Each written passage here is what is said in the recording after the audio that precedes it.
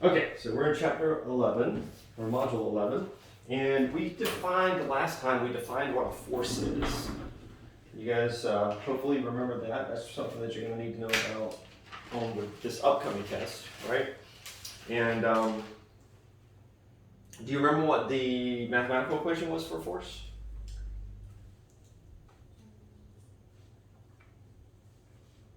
Force equals something times something. Mass times acceleration. Mass times acceleration, definitely.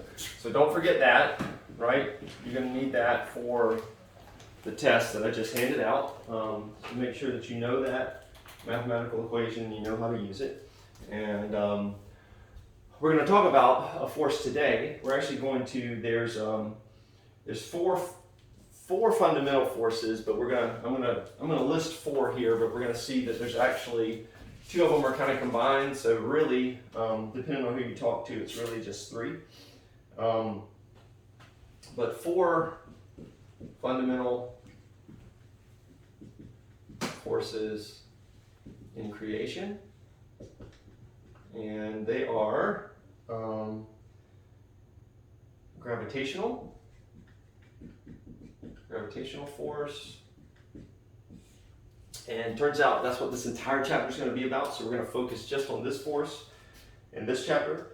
A couple things to note about it: it's the weakest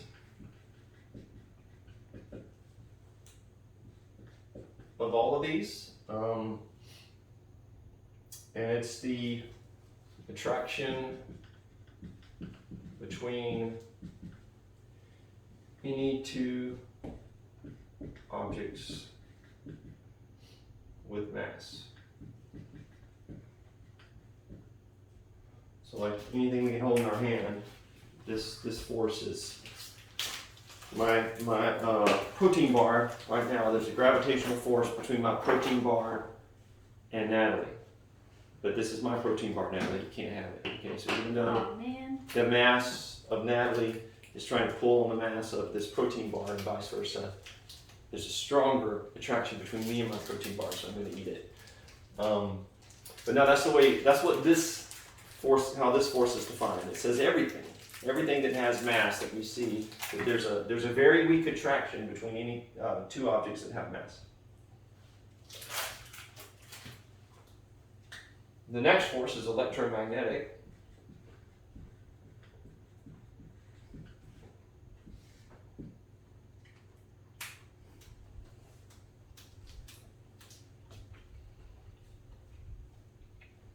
Now notice with gravitational force is only defined as an attraction.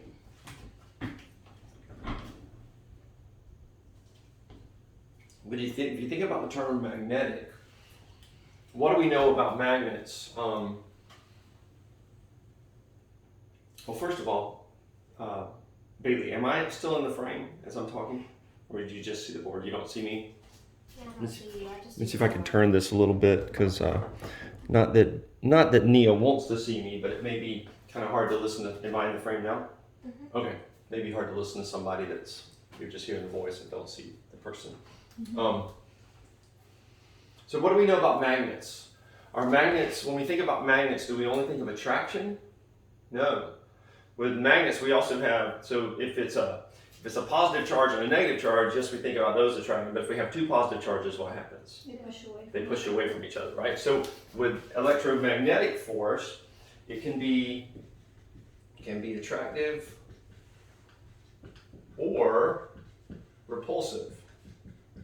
And that's kind of funny terms to me. You know, we you say like that whatever is attractive, or that right there is repulsive. We don't really think about it in terms of electromagnetic, but that's technically what it means. One draws together, the other one pushes away, right? And it depends on the charges of the objects. So is this a stronger or lesser force than gravitational? Less, maybe? What does the definition of gravitational say? Right, Weakest of yes, that's right. So whatever force we list, it's going to be stronger than gravitational, okay? So just remember that gravitational is the weakest. Because some of these, if there really is something attracting every object with mass toward one another, then, why aren't those pictures right there on the piano moving towards each other? They both have mass, right? This says there's an attraction between them. Why aren't they moving? So we got to understand why that is. And the reason why they don't move towards one another is because it's such a weak force, okay? Number 3, this is called just the weak force. I'm still trying to figure out, as I'm reading and as I'm going through these 4 here, where the force in Star Wars fits into all this, What kind of force are we talking about there? So weak, this one here governs certain radioactive processes in atoms. So this is a force that's more on the atomic level.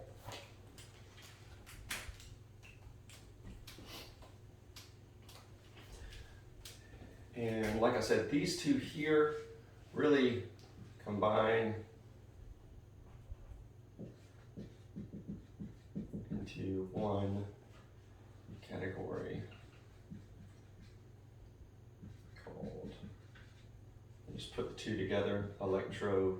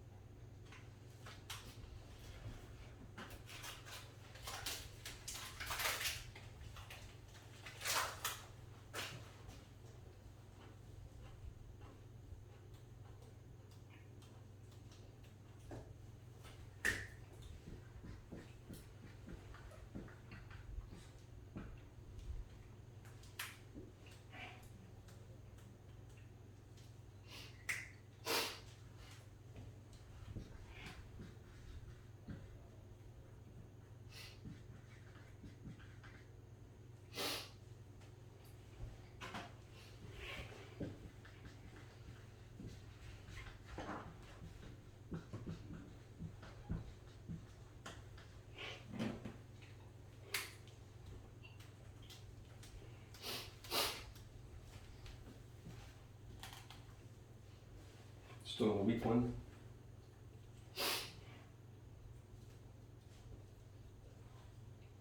You still in a weak one, Bailey? Yeah. Okay.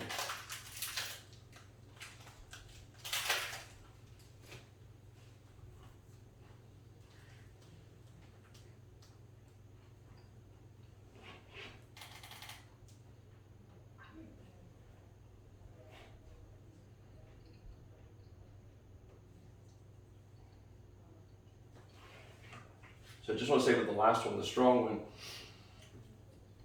it holds the center of the atom, the nucleus together. Do you guys remember what is in the nucleus of an atom? What two particles?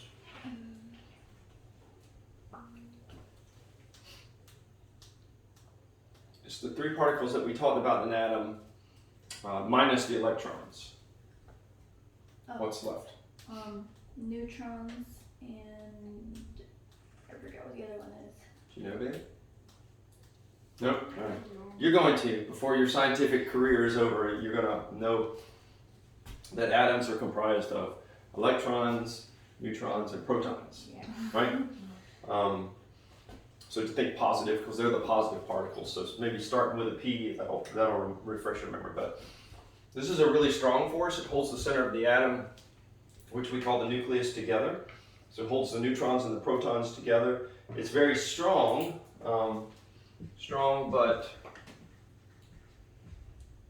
but the range is small. And of course we know neutrons and protons are really tiny particles and they're very close together, so it does a good job of strongly holding that together because of their close proximity, but it's not the kind of force that would be very effective if they were further apart.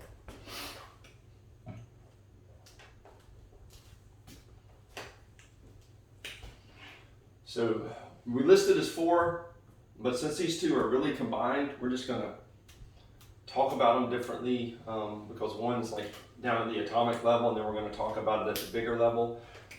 Really just 3. Just 3 main categories. Okay?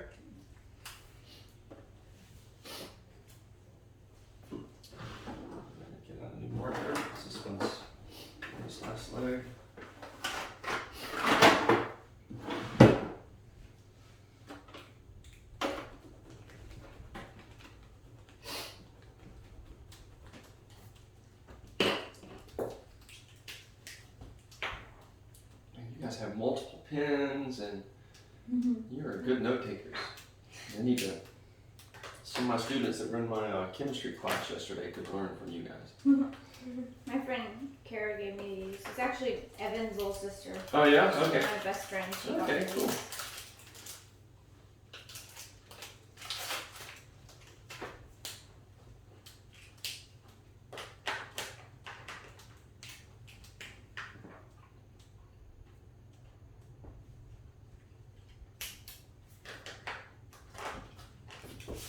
Let me make some room here.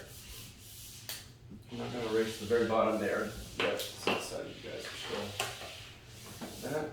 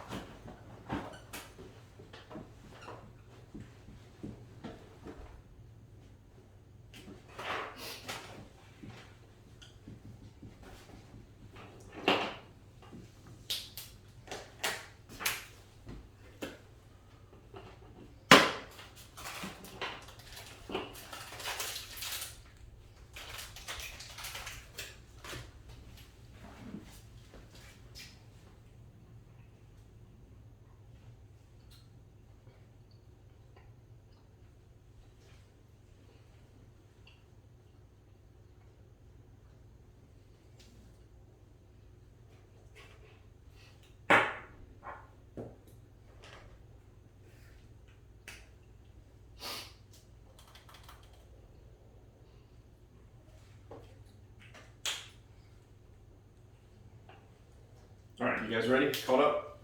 Okay. So the universal law of gravitation. Newton was the first to show that the same force that if I drop an object causes it to fall to the ground. He was the first to show that that was the same force that holds the planets in place. Why they orbit around the sun like they do, and the reason that the moon stays in orbit around the Earth. And so he developed the equation of the universal law of gravitation that we're going to talk about, and there are three general principles of that, and it's this: all objects with mass. I'm going to abbreviate that. All objects with mass are attracted by gravitational force. So that's principle number one. That's what we just said a minute ago as far as our general definition of the of gravitational force. That it simply states that two objects with mass are attracted to one another.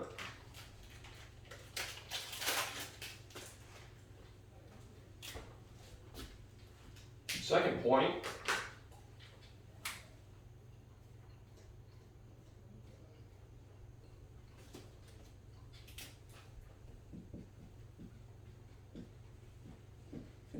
Gravitational force between two masses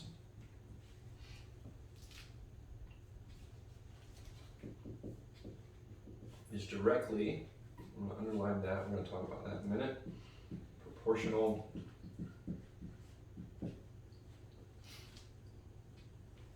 to the mass of each.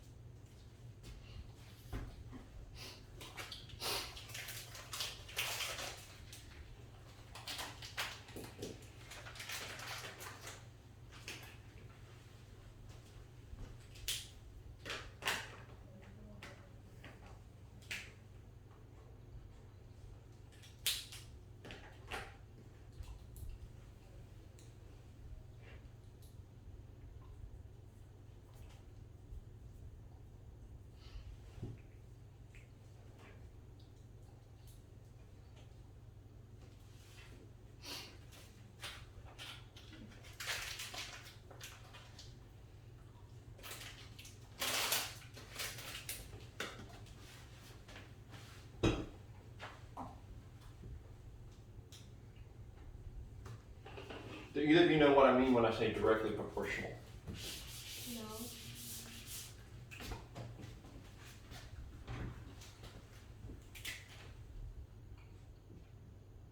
So we learned this equation for force, right?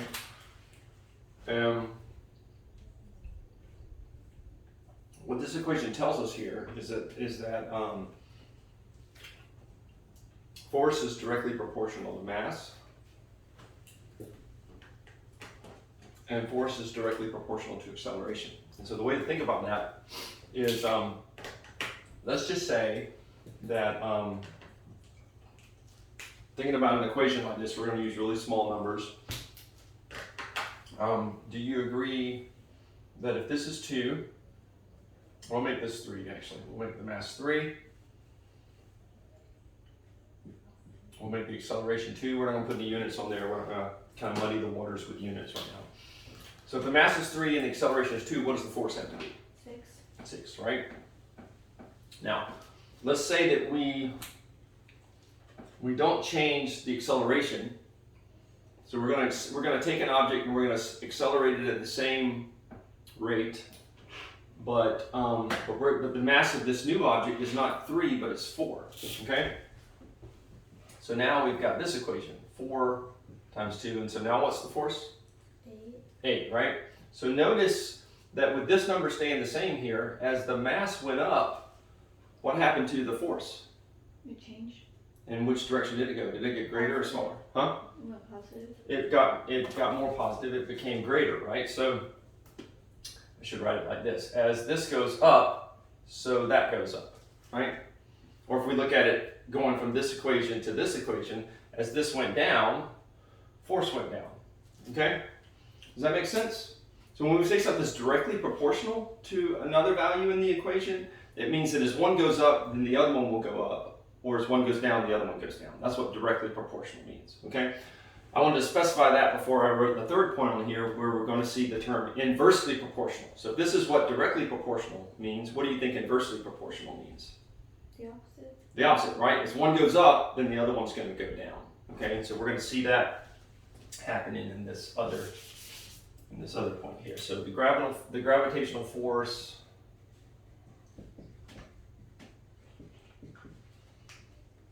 between two masses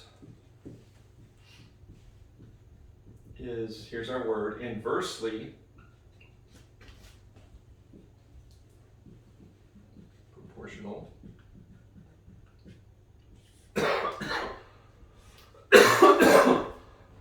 excuse me.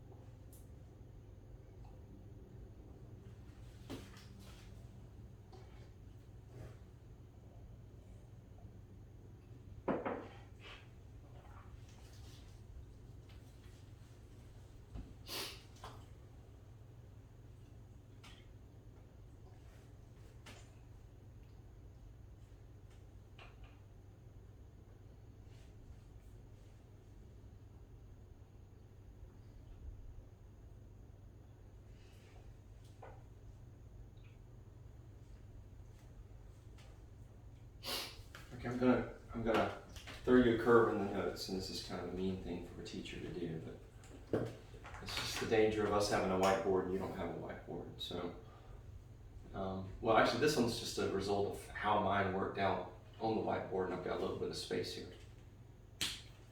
But I want to make sure you understand the relationship, the difference between points 2 and 3. Okay.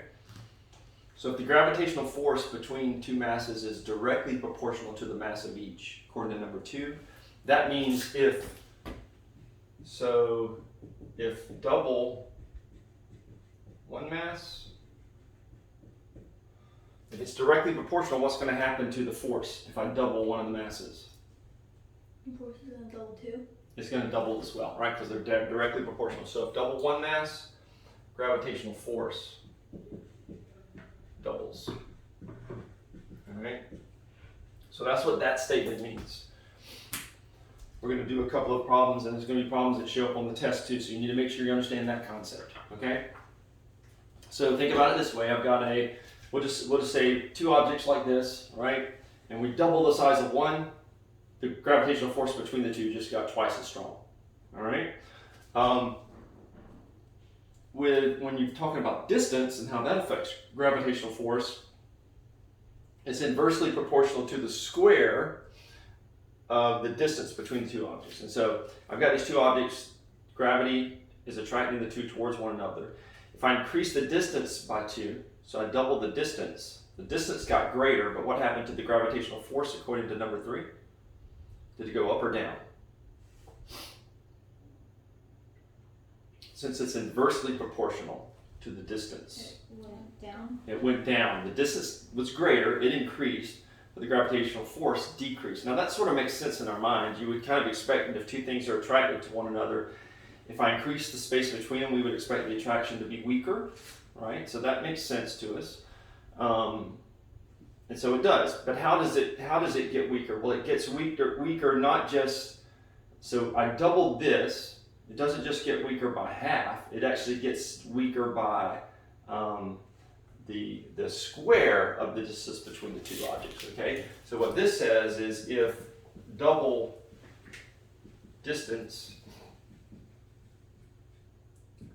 force, gravitational force, gravitational force is not simply 1/2, but 1/2 squared what it was before, okay? Or what's 1/2 squared? 1/2 of 2 squared, I'm sorry, 1 over 2 squared. What would that be? What's 2 squared? 1/4, yeah, the total would be 1/4, so it would be that. So that's where you take this square of the distance into account. You have to square the number. If it doubled, then you square the 2 and it becomes a 4. So you get 1/4. Does that make sense? Okay. So you guys finish writing that down and we're going to do an example.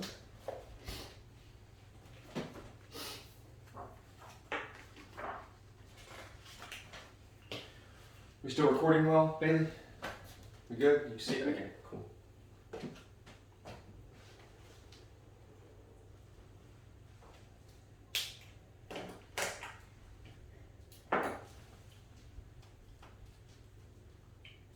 So our example is at the bottom of page 257. You guys want to turn to that once you get done writing down.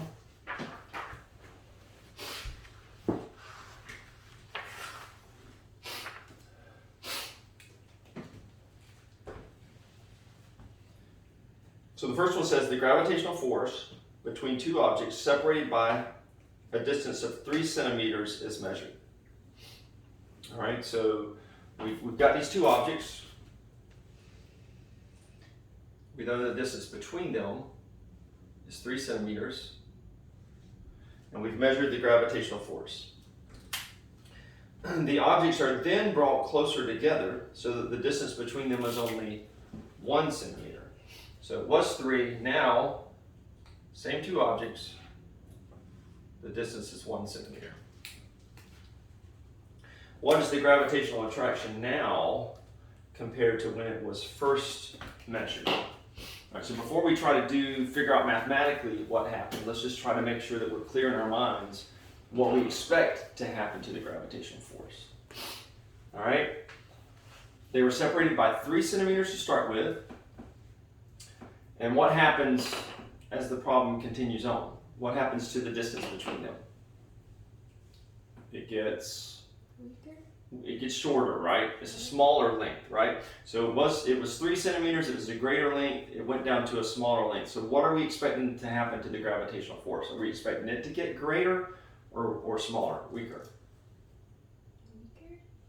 What does number 3 say? When we think about distance, the force is inversely proportional to the distance. So if the distance gets smaller, the force actually goes up, right? The force gets larger. So whatever number we come up with here, we're expecting it to be bigger than what happened with the distance. And so now we have to figure out how the distance changed. The distance changed by a factor of what? When we discussed this here, we said the distance doubled. What happened to the distance here? It was shorter by how much?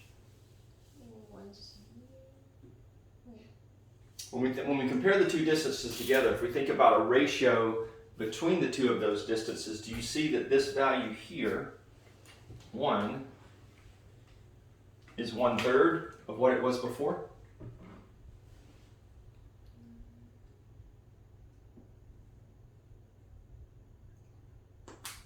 If I had put a 2 here, and I said it went down from 2 centimeters to 1 centimeters, would you say that the new distance is 1/2 of what it was before?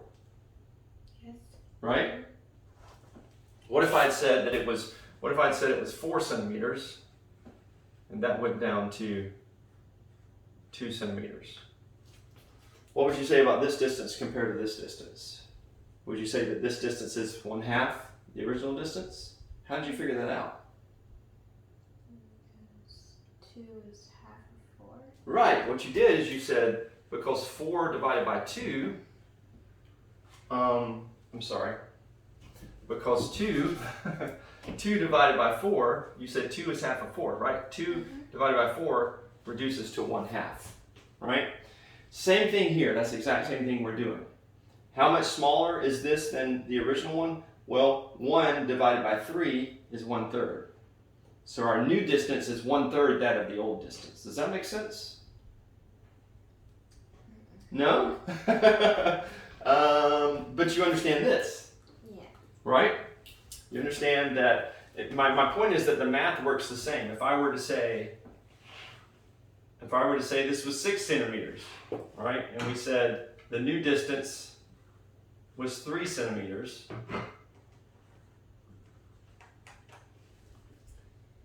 How does this size compare to this size? You would say, well, because 3 divided by 6 equals 1/2, this size is 1/2 the original size.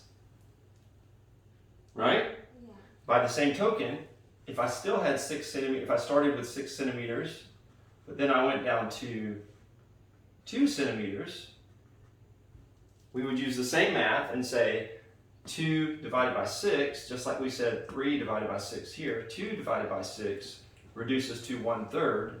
So the length of this one is 1/3 that of the original one. Does that make sense? Yeah. All right, so we're doing the same thing here. It's just our numbers are already simple, so we don't have to do any further simplification like we did with this one. All right, so the length of this guy is 1/3 what the length was of the original one. Okay, so distance. Let me do it this way. Distance was reduced by 1/3. All right, so distance got smaller by a factor of 1/3. Now this says the gravitational force is inversely proportional to the square of the distance. And so when you think about the inverse, like I said, this one got smaller, so we're expecting the gravitational force to get weaker.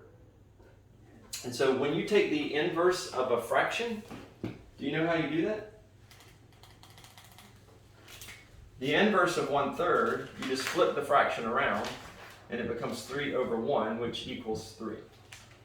Okay, so when you take the inverse, you just flip the fraction. It's the reciprocal, right, of a fraction.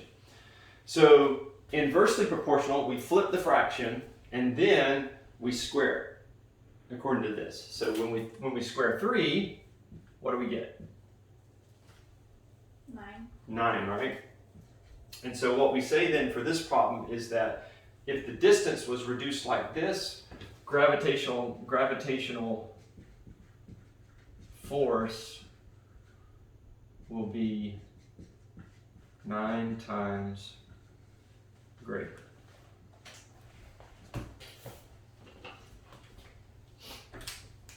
So that would actually be your answer.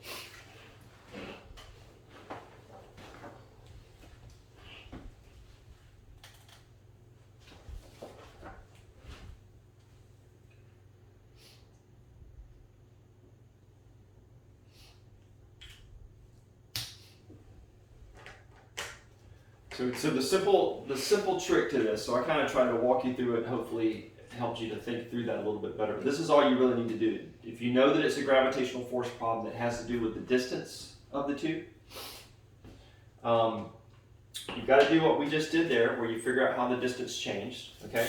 And so this is kind of the simple way to think about it. If this is the original distance, we'll make it,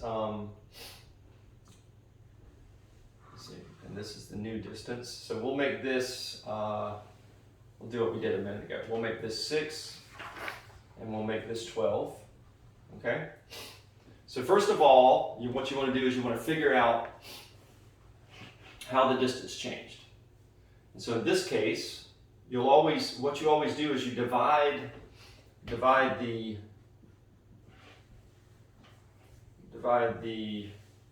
new distance by original. Okay? And so we say 12 divided by 6 equals 2.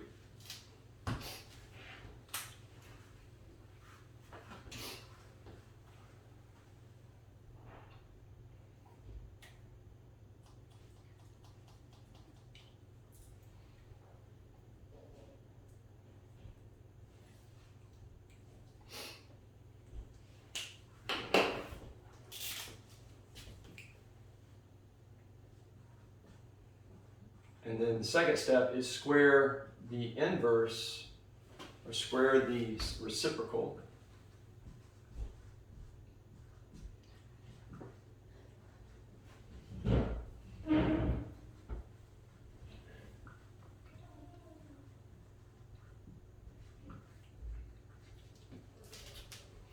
So when we take reciprocal, the reciprocal of, and I want to write 2 as a fraction, so it's 2 over 1.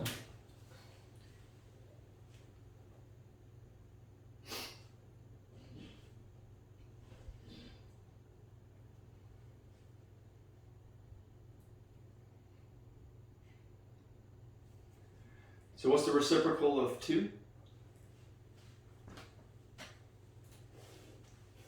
2. Yeah, if we recognize that we can write 2 as a fraction by saying 2 over 1, what would the reciprocal be? 1 over 2. 1 over 2, yeah, so the reciprocal of 2 over 1 is 1 over 2 square of 1 over 2 is 1 over 4. So that would be our answer for this example here. So gravitational force in this example is 1/4 what it was to start with. I'll let you guys finish copying that down. I'll be right back.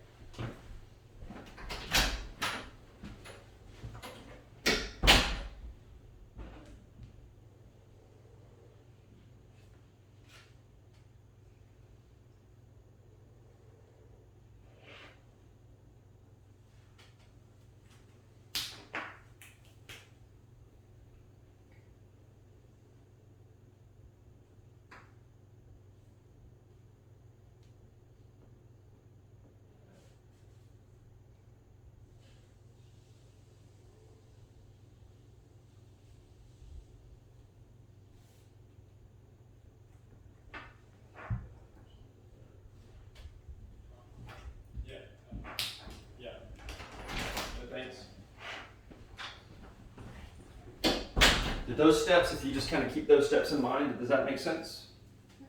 All right. So what if they didn't give it to us that way?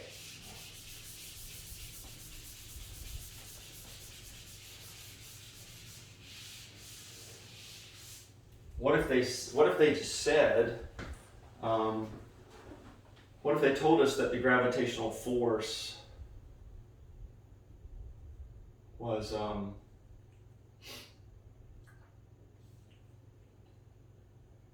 what if they kind of gave it to us in the reverse, right? So what if they said that originally two objects were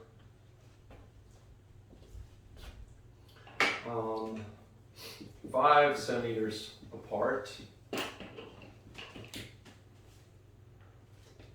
but they were moved so that gravitational force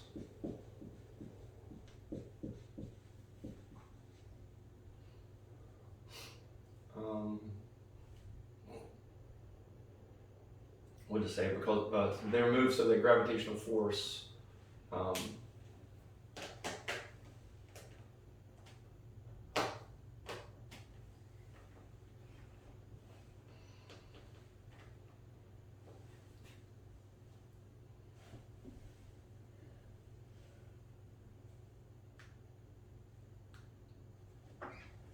was half what it was originally. So we'll just say that.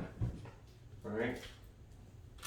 So the gravitational force was half what it originally was, and how far apart are they now?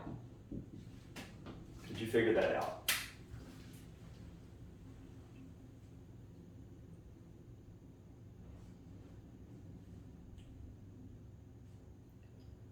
Let me not say a half, I'm sorry. Let me make this a fourth.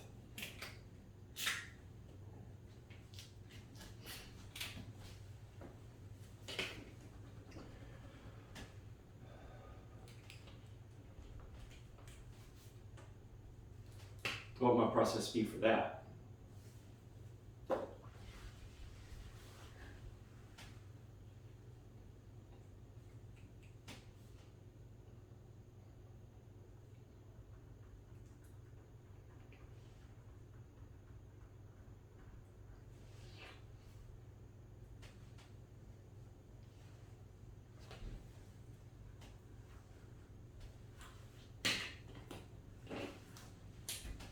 Any thoughts? What was the question? So we got two objects, 5 centimeters apart. The distance was changed. We don't know how it was changed. We just know it was either increased or decreased. Okay?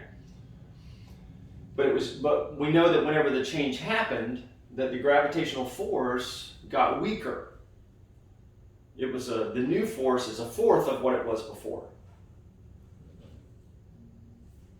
So how would we go about figuring how far apart they are after they were moved? So let's just think about it from what we know about gravitational force. If they're this far apart, which we say is 5 centimeters, okay? It's unrealistic because 5 centimeters should be much closer than how I'm holding my hands. But let's say they were 5 centimeters apart. Gravitational force got weaker. All right, gravitational force went down. So are we expecting that these objects got closer together or further apart? Closer. The length, you're saying, so the gravitational force went down.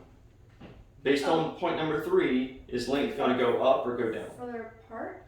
Length has to increase, right? Because it's inversely proportional to the force. Do you see that? So force went down, so that means they had to get further apart. How far apart did they get? Well, what we do is we do the reverse of this right here.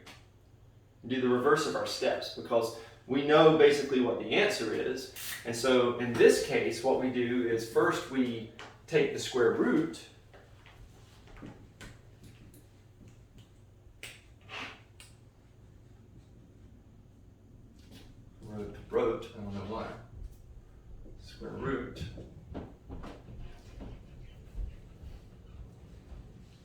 of inverse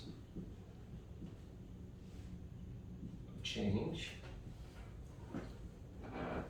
So the inverse of 1/4, or the reciprocal, let me write that as reciprocal since that's what we said in the last one. Take the square root of the reciprocal. What's the reciprocal of 1/4? 4/1. Yep, is 4/1 or 4. You just write that as 4. And square root of 4 equals 2. Right? And then multiply by original distance. 5 times 2 equals 10 centimeters. So if the force at the end, after they removed, was 1/4 what it was originally, then that means the new distance is 10 centimeters. That's how far apart they are.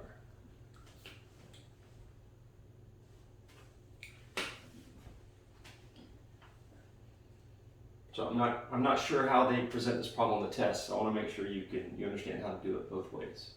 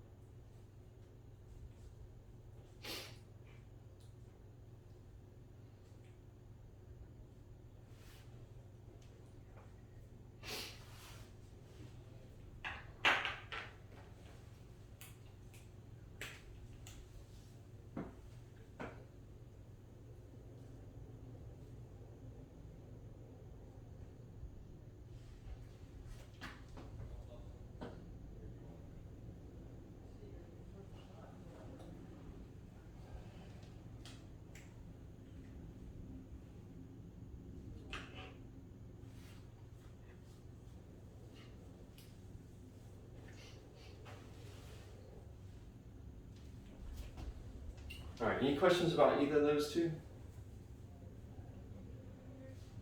No. Okay, I mean, it may be simpler just to kind of memorize these two steps here. If you can think through it in your mind and those steps make sense to you, that's going to be the best way to kind of handle any type of problem that they throw at you. But I just want you to see that it's just a simple couple of steps that you have to follow in order to figure out one or the other.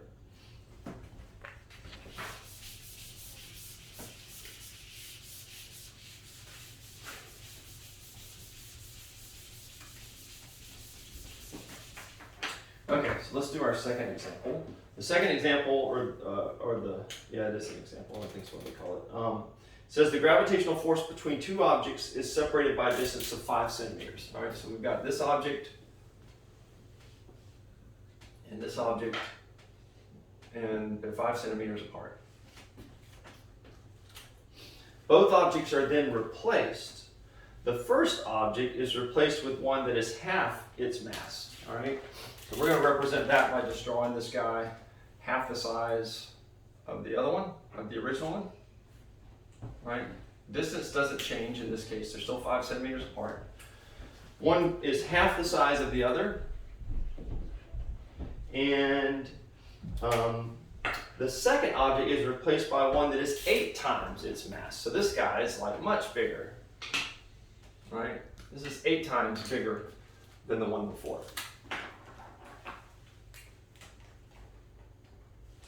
What happened to the gravitational force?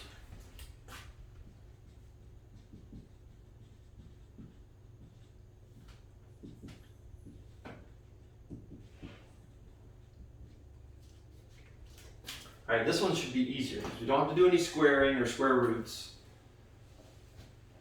There's a direct relationship between the changes in mass. They're directly proportional. So we're going to take it in a couple of pieces, and then we'll be able to figure it out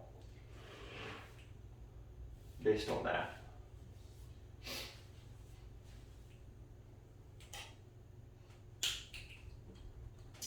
So it's directly proportional, right? So let's take them one at a time. Let's think about this one first. All right, let's think about the one that's 8 times larger. So the force is some number. We don't know what the number is. We haven't calculated a numeric value for the force, but we know that the mass increased by 8. So if the mass of this object is 8 times greater, what happened to the force whenever the mass of this object increased and became 8 times greater? If the gravitational force is directly proportional. Remember what we said before? We said It goes up. Yeah, if the mass doubles, what happens to the gravitational force? Doubles as well. It doubles as well. So if the mass was 8 times greater here, what happened to the gravitational force? Double. It doesn't double because this didn't double. This didn't just double. This got 8 times greater, right? So if the mass had doubled, the gravitational force would have doubled. If this got 8 times greater, then the gravitational force must have got 8 times greater. Does that make sense? It's always a direct relationship, all right? 8 times bigger, gravitational force is 8 times bigger, okay? So that's what happens first. So when this one happened, 8 times greater. But then what about this one? Here, the gravitational force became half of what it was. I'm sorry, here the mass became half of what it was. So if this was half of what it was before, how did that affect the gravitational force? This change was 8 times, so gravitational force increased 8 times. This thing was half, so gravitational force must have halved. Does that make sense? So if we take half of 8, then 1/2 of 8 to get total of 4 times. So of increase, sorry, of 4 times, because half of 8 is 4. Okay?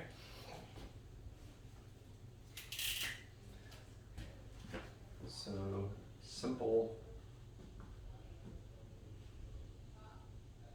problem is multiply changes in mass together to get change in force. 1/2 times 8 equals 4. So that's how much it changed.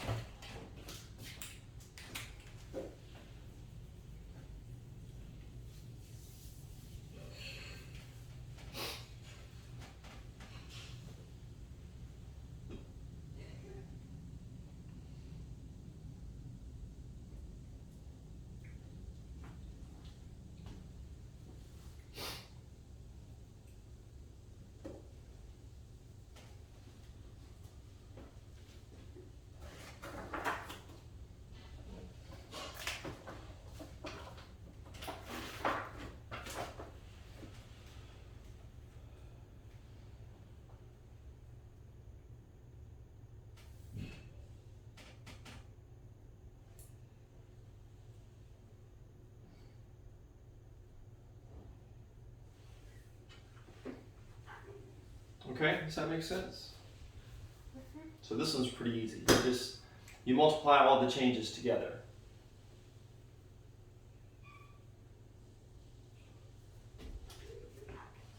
What if we restated this problem and we didn't change the mass of this guy? What if we only changed the mass of that guy? What happens to the gravitational force? Can you still do this? Just multiply the changes together?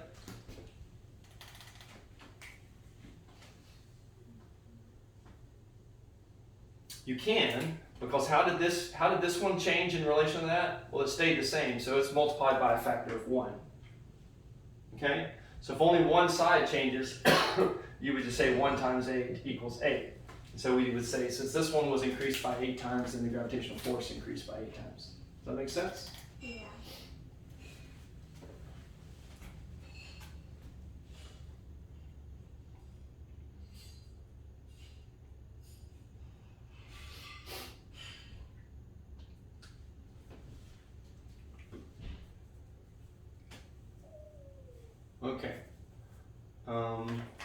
So let's talk a little bit about, your question, the question that I asked earlier. Why doesn't, if gravitational force means that everything that has mass is attracted, those two objects are attracted to one another, then why aren't those pictures on the piano there moving towards one another?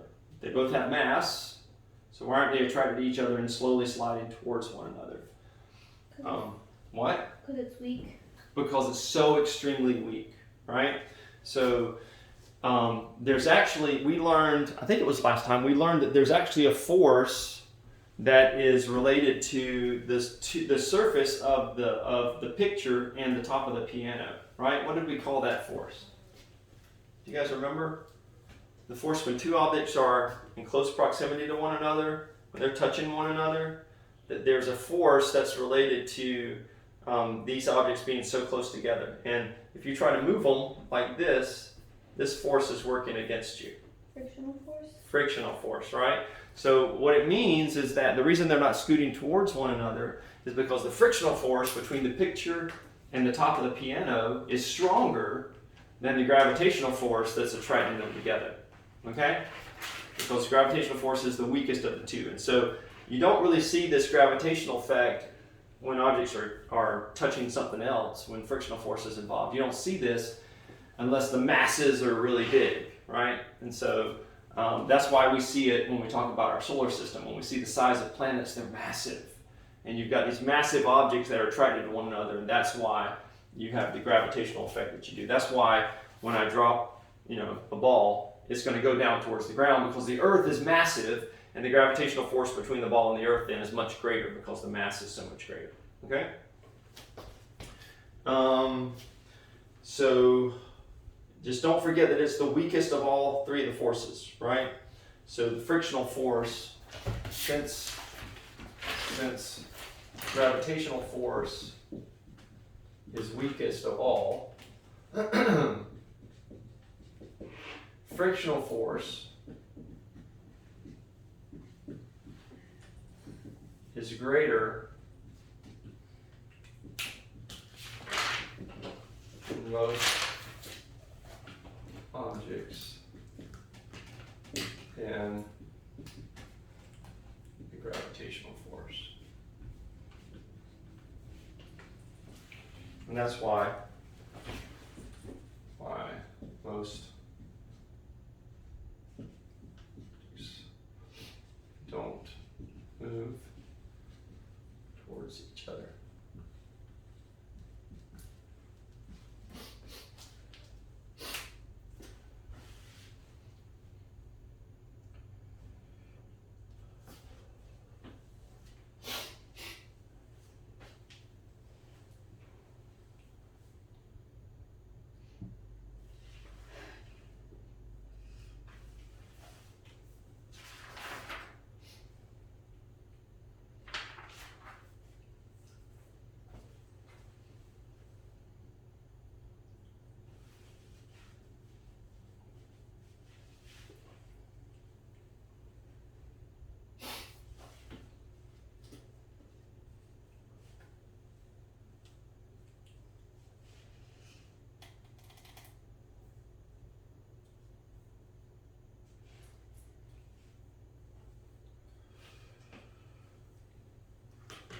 All right, do you guys remember Newton's third law? For every action, there's an equal or opposite reaction. That's right. For every action, there's an equal and opposite reaction. Now, based on that,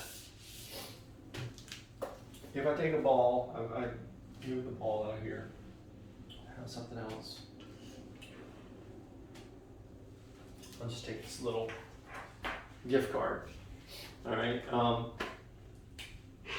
According to Newton's third law, if for every action there's an equal and an opposite reaction, and I know that based on what we just studied, that there's a force that's causing this to happen. When I let this go, what am I expecting it to do? Hit the ground. Falls to the ground, right? Why did it do that? What force caused that? Gravity. Gravitational force, right? But if for every action there's an equal and an opposite reaction, what that means is that if there is an attraction where the Earth is pulling on this object because the earth has mass and this object has mass, right? So the action, one action, is the earth pulling on the object. There's an equal and opposite reaction, so that means that with the same force, this object is pulling on the earth. If Newton's third law is correct. You guys see that? So the earth is pulling on this, but there's got to be an equal and opposite reaction where this is pulling on the earth. And so, based on that, as bizarre as it sounds, the way that we think about it is even though this is moving towards the earth because of the earth's attraction to this, the gravitational force of the earth to this, the earth is also moving towards this object as it falls to the ground. Did you guys feel the earth move? We're going to try it one more time. All right, this time really pay attention. See if you feel the start earth. an earthquake. Feel the earth move at you. All right, here we go. Really still. Did you feel it that time? Definitely. We never feel anything, right, when that happens. So why not? If Newton's third law is true, why don't we feel anything? And the reason why, what Newton's third law basically says is that the forces have to be equal to one another. So the force that the earth, on which the earth is pulling on the object, is equal to the force with which the card was pulling on the earth. Okay? And what is force equal to? Mass times acceleration. Mass times acceleration, right? So this is ilme of the earth, and this is ilme of the card, right? So those have to be equal to one another. And so if you think about it, let's just say that, no, that's supposed to be MC, not ME. Let's say the mass of the card is, sorry, there's a little deer just running across. It's gone now, I'm sorry, should I say anything? So the mass of the card is, I don't know, I could get out my little mass scale in there and we'll just say that it's 3 grams. I have no idea if that's anywhere near what the mass of the card is. But let's say the mass of the card is 3 grams, and we know that when we drop the card, it's accelerating at the force of gravity, which is, do you guys remember the force of gravity? It's force of gravity. I don't know. We learned that last week. You're going to need to know it for your test. I think I told you guys to memorize that. It's 9 point something. Yeah. Yeah, I have it marked for you guys to memorize that. So It's 9.8 meters per second squared. that's right, 9.8 meters per second squared. All right, that's how fast it's falling or moving towards the earth. Okay, so that's how we would calculate the force of gravity on that card. All right, well, if that's got to equal the force with which the card is pulling on the earth, then the acceleration here, well, the mass of the earth, how does the mass of the earth compare to the mass of the card? It's not even close, right? It's huge. This is really, really big, right? Really big. There is the mass. So that means let me move that out a little bit so I'll have a little more room. In order for it, since these two numbers have to be equal to one another, we've got a really big number compared to the mass of the earth compared to the mass of the card. And so if you think about it like this, if I say, what do I want to do? Let's say 2 times 8, okay? So that equals 16, all right? Well, we'll just do what we've got here. Well, no, never mind. Let's just say 2 times 8, sorry. 2 times 8 is 16, and then over here I put some humongous number, and we've got something that's unknown. We're just going to do a little algebra equation here, right? So 2 times 8 equals 16, and this number here we're going to say is, are you guys familiar with scientific notation? Have you used that before? No? Okay, I won't use scientific notation. I'll just use a really big number. So 3 and we're going to put a bunch of zeros after it. All right, let's just say something like that. All right. If we were to punch that in our calculator, let's do something smaller, actually, because our calculator is going to give us scientific notation. So we'll just make it kind of not super, super big, but we'll make it like this. 300,000 times x, all right? You guys got your calculators with you? All right. How do we figure out x there? We would say 300,000 times x equals 16. And then what would we do to calculate x? Do you guys know? Have you had pre-algebra yet? You haven't? Okay, have you? Yeah. All right, so one of the things you should have learned in pre-algebra is that to solve for x, you divide both sides by 300,000. Okay? And when you do that, these cancel out, and so you're left with x equals 16 over 300. I don't know why I put a comma there, 300,000. If I punch that into my calculator, you're going to get a really small number. You're going to get a decimal with a bunch of zeros following the decimal, right? So 16 divided by 300. Actually, mine said, did you guys, yeah, yours put all the zeros. So what did it say the answer was, Natalie? 0.000000. Wait, hang on. How many zeros? 2, 3, 4, 5. 5 zeros, okay. 3, 3, 3, 3. 3, 3, 3, okay. That's a really tiny number, right? I mean, compared to these numbers here, if we just had 0.1, it would have been small. But now we've got not 0.01 or 0.001 or 0.0001. We got 0.000003, right? It's really tiny.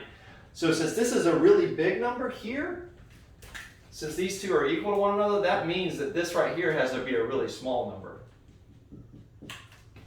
And since it's so incredibly small, since the acceleration is so small, we don't feel the acceleration, right? It's negligible. It's so tiny, we don't notice that anything even happens. Again, that's making our assumption that Newton's law is correct, right? There's lots of experiments that have been done that seem to corroborate his law. When somebody suggests something like what Newton says in his third law, it's not first called a law. What's it called first? You guys know? We'll use this term. Some things we say this is the law of something, and other things we'll say this is the blank of something, which means we think this is one suggestion as to how it works, but we haven't been able to prove that yet. So it's not a law, it's what we call a theory, right? So the theory, that's why people talk about it like it's fact, but it's the theory of evolution that people are proposing when they say that the earth is billions of years old, right? It's the theory of evolution because nobody can prove that.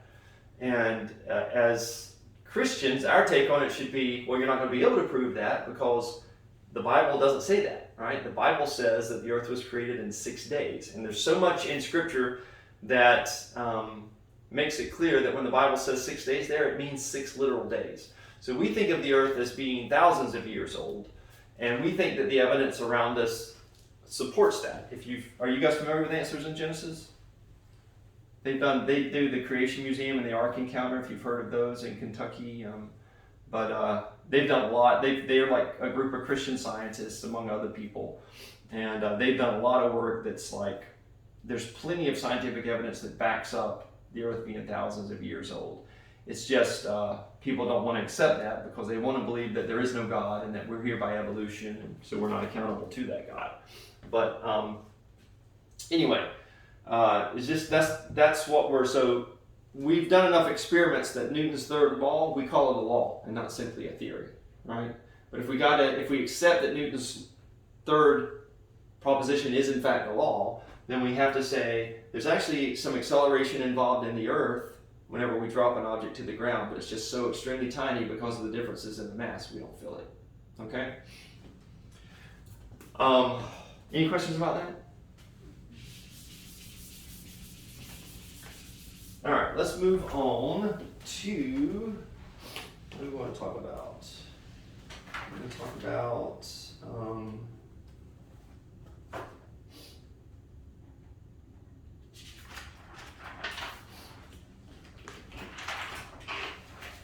force and circular motion.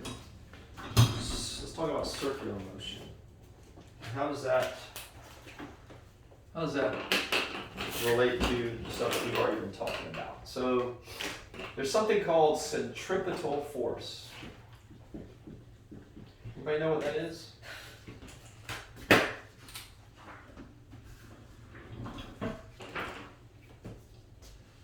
It's a long definition. It's a long definition, okay. Basically, the simple definition is it's the force required to make an object move in a circle.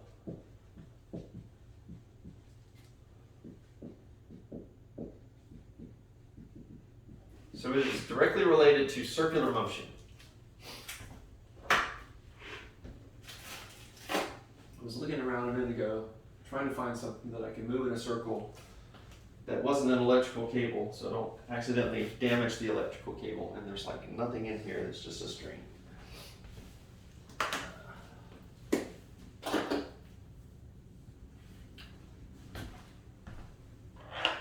So, we're talking about this. When I do something like this, right, centripetal force is required to make that circular motion happen.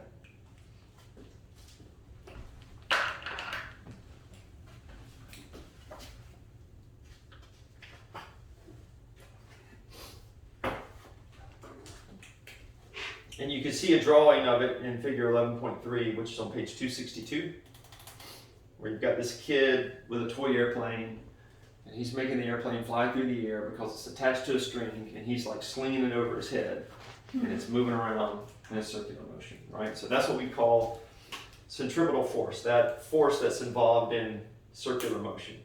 Now here's something that's important for us to understand about centripetal force. Centripetal force, it is perpendicular. We have to remember again what perpendicular means. Do you guys remember? Use it a lot in math.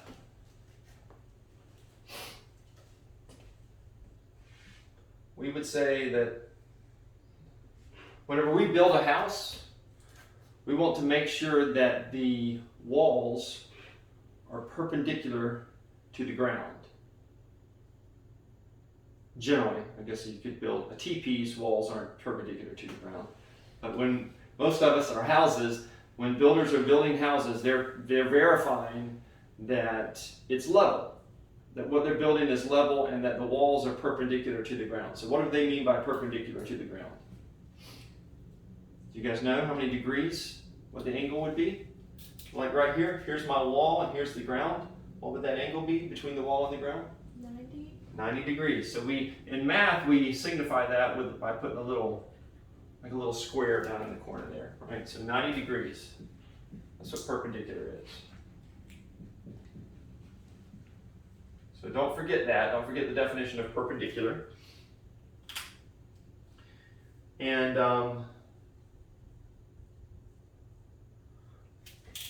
with centripetal force, this force is perpendicular to the direction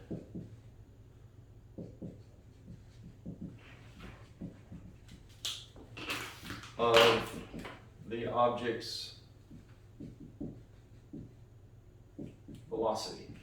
Remember, velocity is a vector, and so that means it doesn't just have magnitude, it also has direction. You will, thank you, Despicable Me, you'll never forget the definition of a vector because of that. So it has direction, and this centripetal force is always perpendicular to the direction of the object's velocity. So what that means is, i.e. points to center of circle. So let me just finish writing it down. Let's see if I can find a piece of string.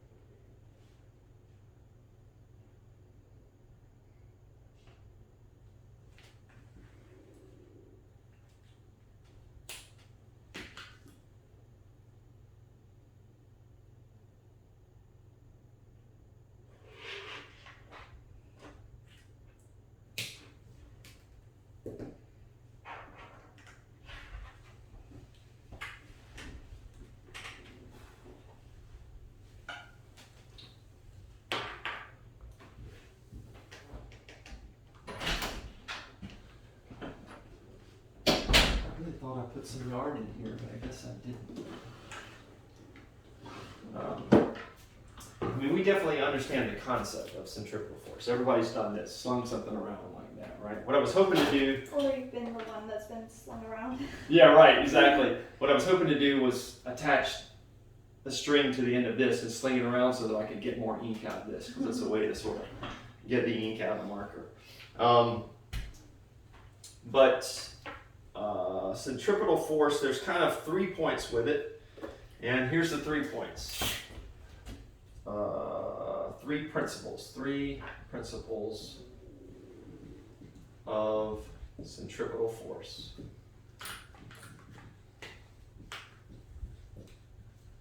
They are, number 1, circular motion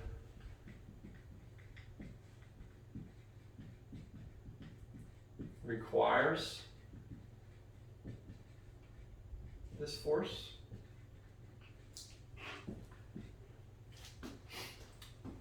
So anytime we talk about circular motion, centripetal force is involved, okay?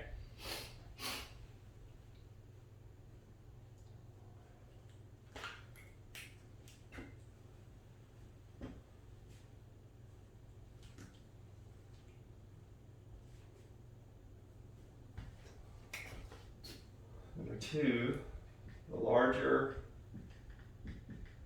the centripetal force, the faster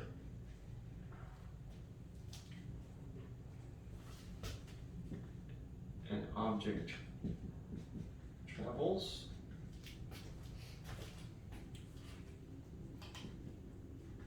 In a circle of a given size.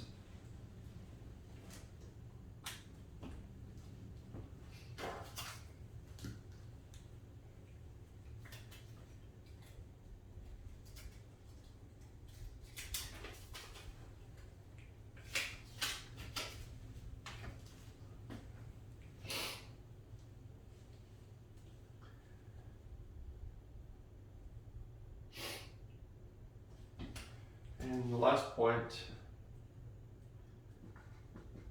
at a given speed, larger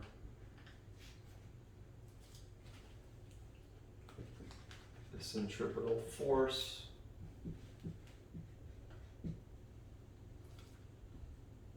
the smaller the circle.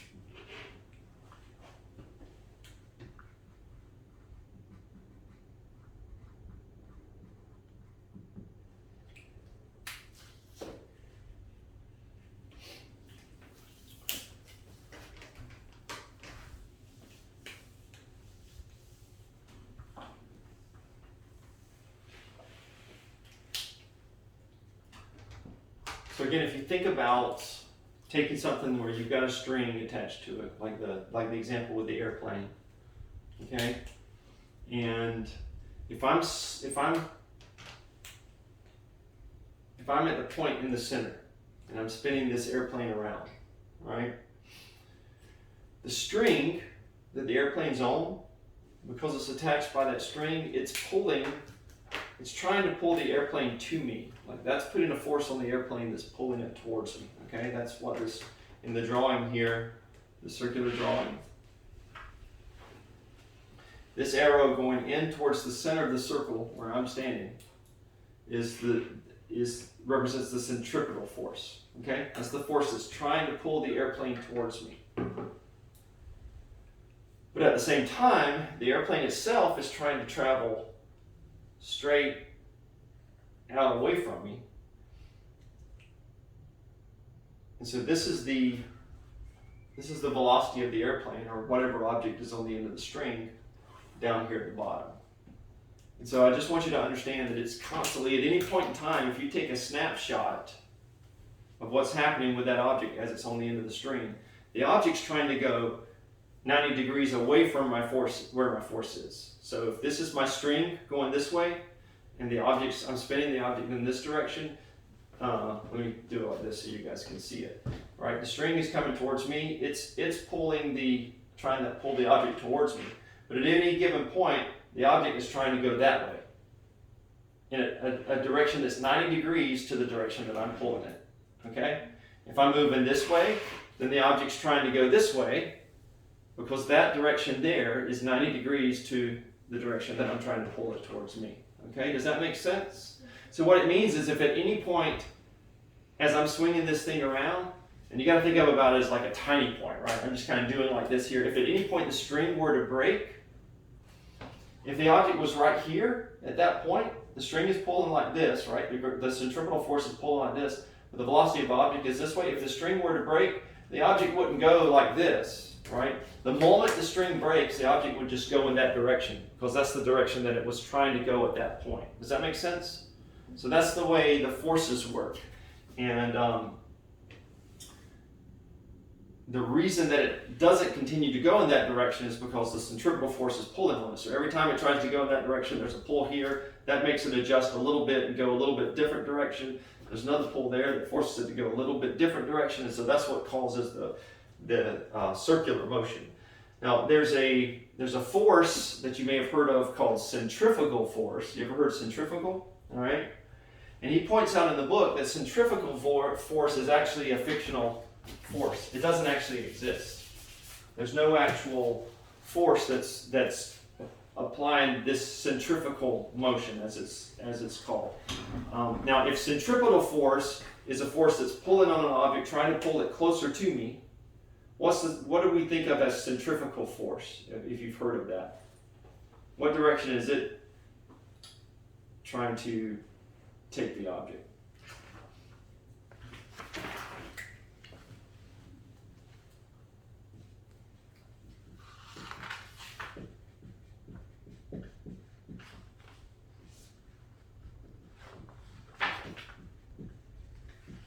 So I want you to just get that it's not a real force, and it's thought of as the force that tries to sling you away, right?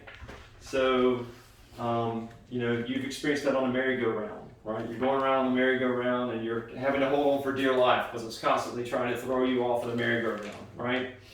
And so that's where we use that term centrifugal force, and it's thought of as a force that's trying to pull you off the merry-go-round.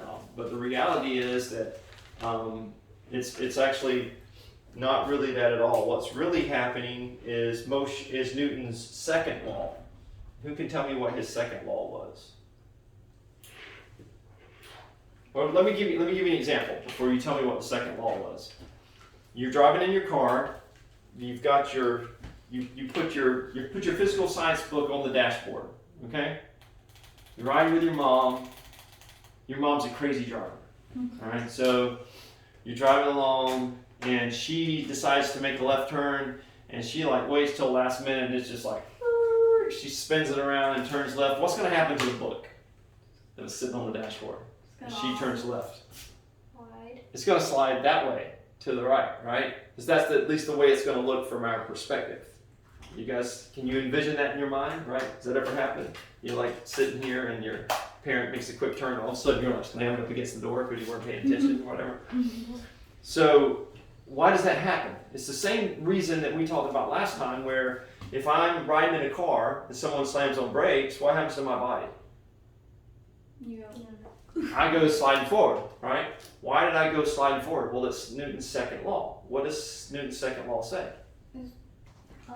An object in motion tends will continue to stay in motion unless acted upon by another force. An outside force, right? So it's going to continue in motion unless it's acted upon by an outside force.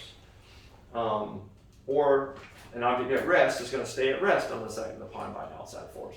So that's why when they hit the brakes, my body kept going forward because my body was in motion like that. And even though the brakes caused the car to stop, my body's going to continue in motion until something causes my body to stop, which hopefully is the seatbelt because I got my seatbelt on, right? Well, what about the books?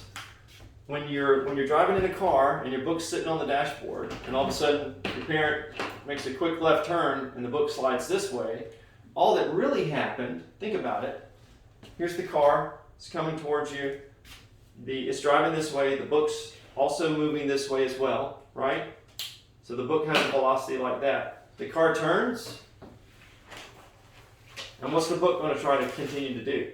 Keep going forward. It's kind of try to keep going forward. So if you look at it though from the standpoint of the car, as the car turns like this and the book still goes forward, it's like it looks like from our perspective inside the car, it looked like the book went to the right. The book didn't really go to the right. The book just tried to continue to go forward in the direction that it was going, right? The car went to the left and the book kept going forward. And so that's really what centripetal force, what people call centrifugal force. It's really just a manifestation of Newton's second law, where the object is trying to still go in the direction that it went. And in that case, the frictional force, do you agree that there's frictional force between the book and the dashboard that it's sitting on? The frictional force was not strong enough to make the book turn with the car. So the velocity of the book moving forward overcame the frictional force that tried to hold it in place. And so that's why it slides to the right across the dashboard. Okay? It's not a totally different force that we call centrifugal force. It's just a manifestation of Newton's second law. The only circular force that's really a force is centripetal force. Okay? All right, any questions about any of that? Nope. You're like, no. 11:30 can't come fast enough, please. All right. We're getting close, only about 45 minutes. So let's see if we can get to this last little bit here. So how does all this relate to the gravitational force in our solar system? Because we all know, when we think about the solar system, that the reason the planets orbit around the sun is what? What's keeping the planets close to the sun? Why do they move in the motion that they do around the sun? It's the same thing that happens whenever I drop this on the ground. What force is it? Gravitational force, right? It's gravity that causes that. And so because the sun is massive compared to us, then it's got this gravitational pull on us that's causing this centripetal force that's creating this circular motion as we move around the sun. So now that we've talked about centripetal force, we can understand why planets orbit the sun. Any idea roughly how much bigger the sun is than the Earth? Like a lot bigger. A lot bigger, yeah. In fact, it's so much bigger that there's not even space in the book here to really represent it. Like all of these two pictures that you have in the book, they can't draw the sun to scale compared to the Earth. In fact, pictures that I've seen like this before, like this second picture, they're really better done when you don't see the bottom of the sun, and it's just like you kind of see the slight curve where the sun is, because the sun is so much bigger. Turns out the sun is 110 times the size of the Earth. So it's huge compared to us. So you need a much bigger book to be able to represent that effectively. So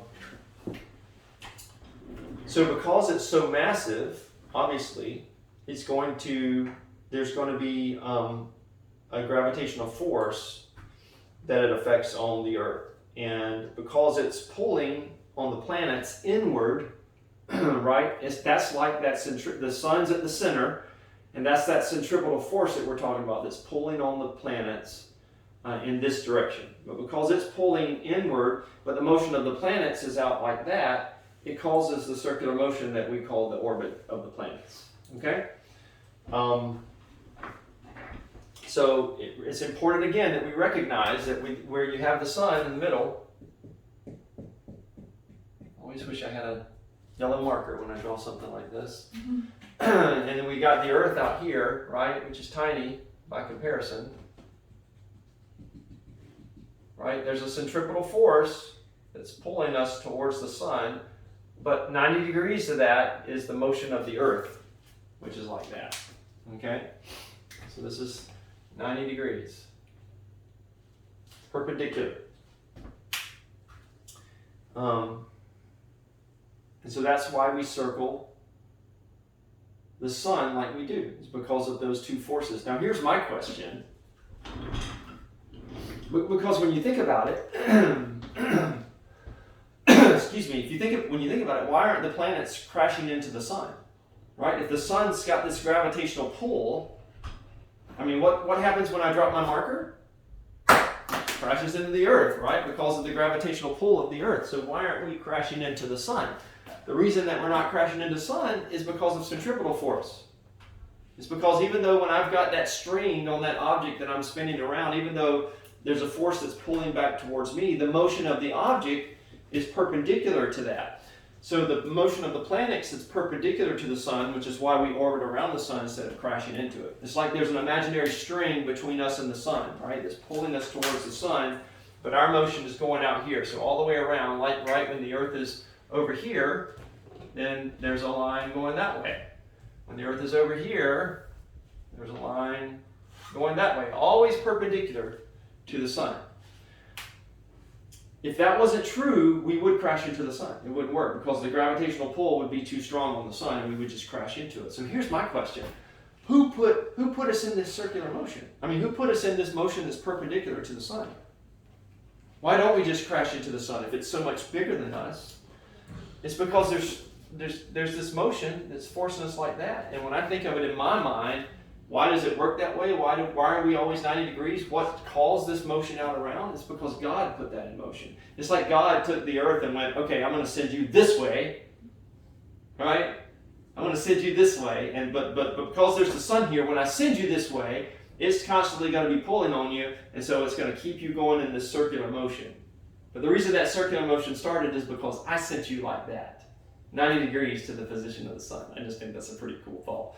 I mean, I can just see the Lord, going, okay, here's Mercury, and now we got Venus. and that's kind of, he just spoke and it happened. He spoke it all into existence. But that's sort of the way that I think about it in my mind. So that's a pretty cool thought.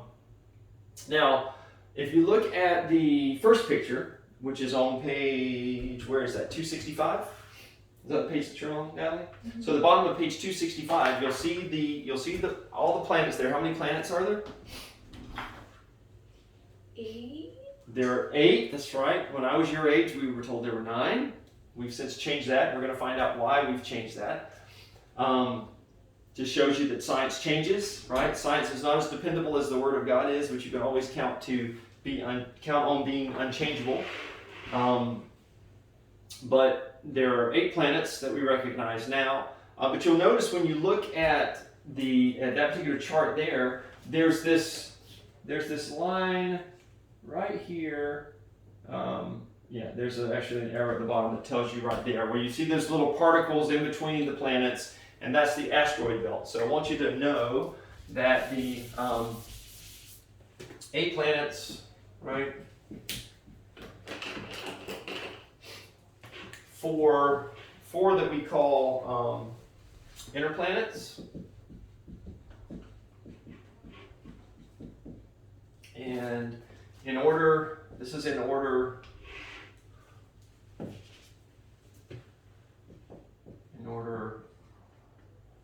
from closest to furthest from sun. And so the order of the planets, go to that page, as we see You can use figure 11.6 if you want to kind of see a better order, but I just want to make sure that you recognize. So it's Mercury going from the sun, Mercury, Venus, Earth, and Mars. Those are the four inner.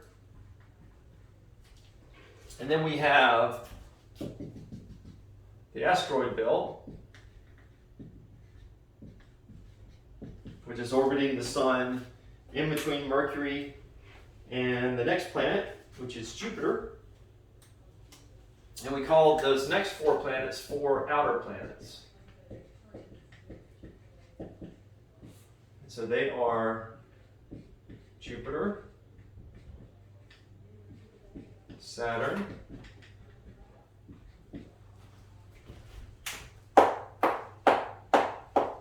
Uranus, and Neptune.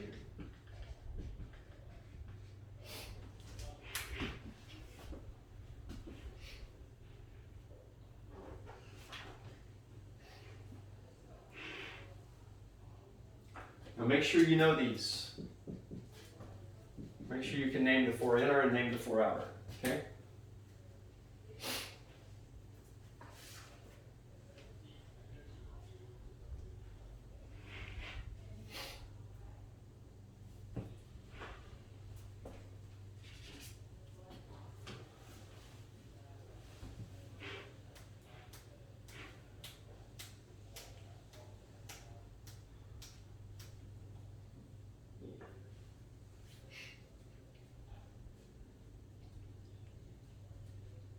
Now, what distinguishes the four inner from the four outer?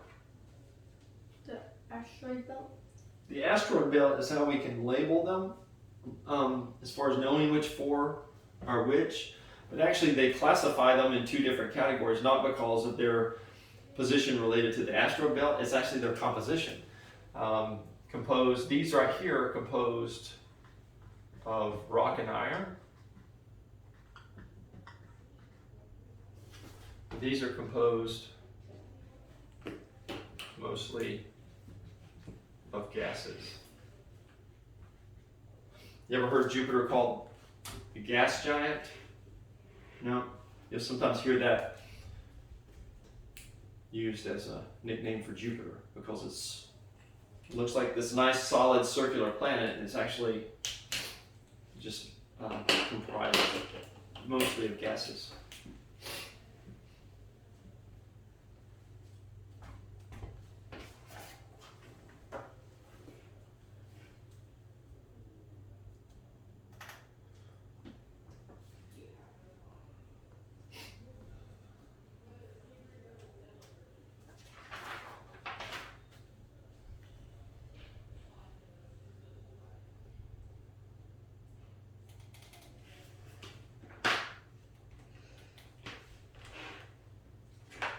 All right, so planets clearly aren't as big as the sun, right? Like I said, the Earth is 110 times smaller than the sun. But still, the Earth is massive compared to us, right? And we see that clearly evidenced every time I fell out of a tree when I was, I don't know, 6 or 7, something like that. I remember distinctly. I remember it really hurting. And I got to experience the fact that the Earth was far more massive than I am. And the gravitational force, because of that, as I plummeted to the ground, falling on top of the roots that were underneath the tree, I was not happy, a happy 6-year-old. I don't know what I was. So, because the planets are so massive, they still have significant gravitational force compared to the size of objects that are on the Earth generally. And so they will have, you'll find as you observe the planets, you'll find that there are objects orbiting those planets. We have an object orbiting our planet. One particular object that we all see. What is it? It's a satellite. It is a satellite. What's the one satellite that we see often it goes through different phases as the month progresses in our night sky. The moon? The moon, right? So, objects that orbit planets are called. So we tend to maybe think of satellites because they've been called that, you know, just those objects that are put up in the sky for us to monitor weather or help some people in remote locations get internet or broadcast TV signals or whatever. But actually anything that orbits the planet is called a satellite. This including our moon. So the moon is a satellite of Earth.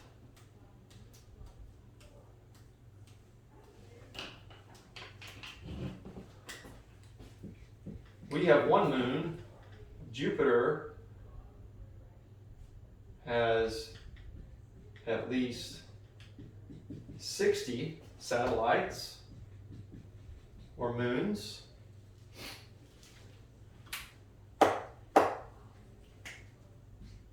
First four discovered by a famous scientist, astronomer, Galileo, so called Galilean satellites.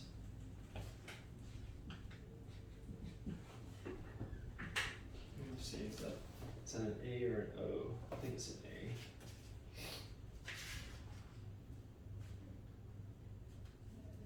Yeah. Galilean satellites.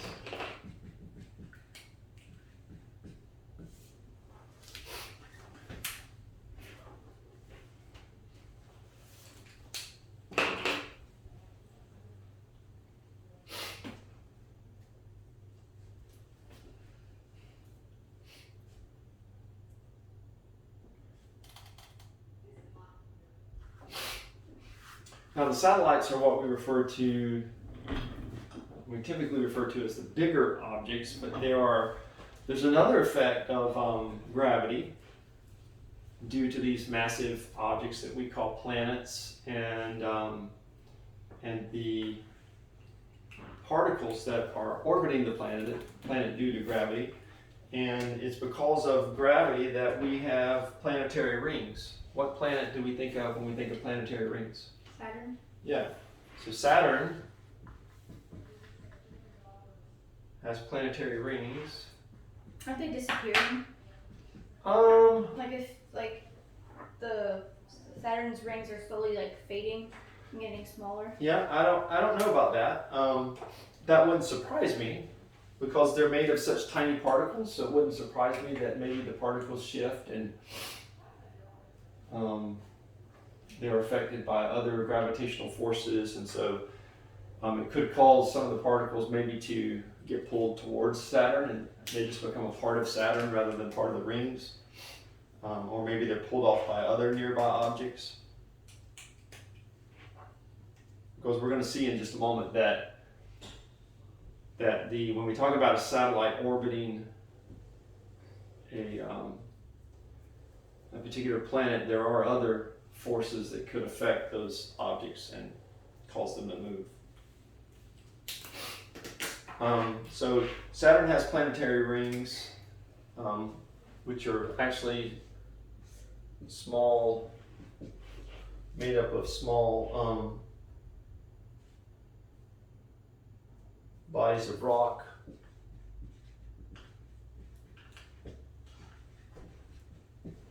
Ice and frozen gases.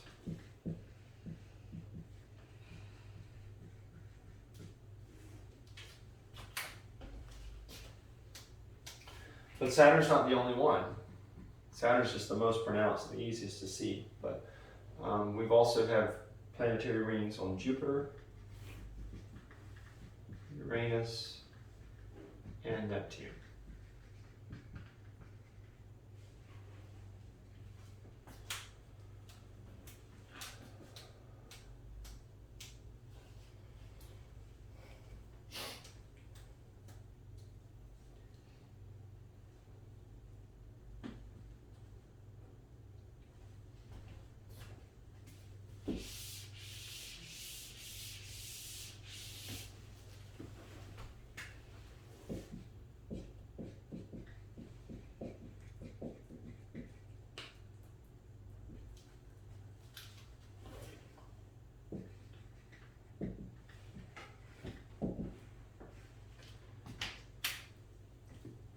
guys remember what insulation is? Talk about that way early on in the book. Probably somewhere maybe in the first 3 chapters. Do you recall what it has to do with? Can you think of anything that's maybe related to insulation? The greenhouse effect? The greenhouse effect, yeah. So insulation is basically energy from the sun. And so it's insulation, that energy that comes from the sun, along with the greenhouse effect due to the gases in our atmosphere, that keep the Earth at a fairly consistent temperature. All right? But when you think about energy from the sun, which planet would you expect to have the greatest insulation? Mercury? That's right. So Mercury has greatest insulation because it's closest.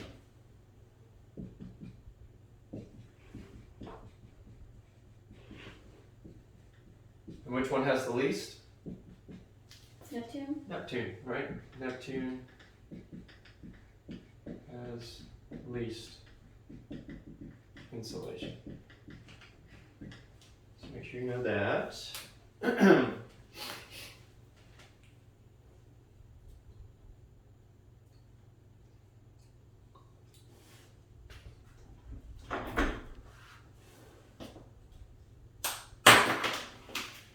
Physics. So true. Or gravity. Gravity. Now we can say gravity, right? The gravitational force. Mm-hmm. So Mercury has the greatest insulation, and we might expect, because Mercury has the greatest insulation, that then Mercury would be the warmest planet, right? That would be kind of a fair assumption. You guys agree? But we or maybe, would, huh? Maybe not, because the insulation is keeping Mercury at a different temperature. Well, it does get really, really hot on Mercury, but it's not the warmest planet. And the reason why is the greenhouse effect that you were talking about. So even though Mercury has temperatures from negative 300 degrees Fahrenheit to 750 degrees Fahrenheit. That's a pretty crazy range there. It gets really hot, 750 degrees Fahrenheit, but it also gets extremely cold on Mercury. And the reason why you have the great fluctuation in temperatures is why? We were just talking about it. Because of the insulation? Because of not just the insulation.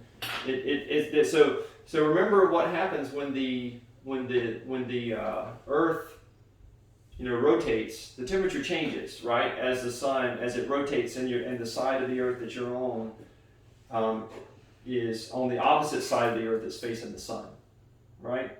So that's why it gets cooler at night than it is in the day, right? So the insulation is reduced because we're facing away from the sun, right? Less energy from the sun. Well, whenever Mercury rotates, there's a huge shift in temperature. So the side that's facing the sun is experiencing insulation, the energy from the sun, so it has a really high temperature. But the side that's away from the sun gets really, really cold. Why doesn't that happen on the Earth? Why don't we have these radical shifts in temperature? Because the axial tilt? No. You said it just a minute ago.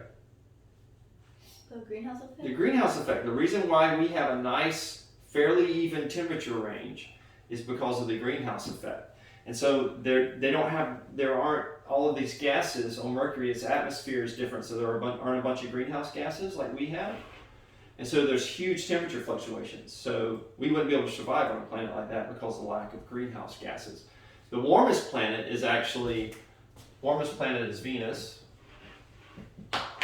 So the next planet over, because greenhouse gases keep it around 780, I think. No, 860, sorry. Even higher, 860 degrees Fahrenheit. So it's pretty warm.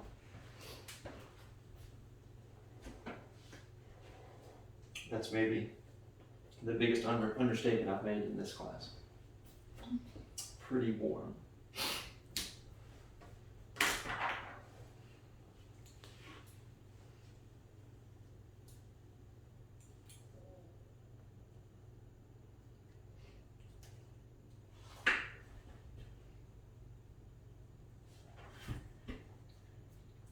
the orbits of planets? Oh, your mom's already back. Is it time? It's not. We still got 20 minutes. Hopefully she knows that. Yeah? All right. So, the orbits of the planets, they're not perfectly circular. And when we were thinking about the airplane on a string and the centripetal force, it's going to make a perfectly circular motion when we do that. When that's happening, if you think about an airplane on a string swinging around, is there anything that could cause the motion of the airplane to not be perfectly circular?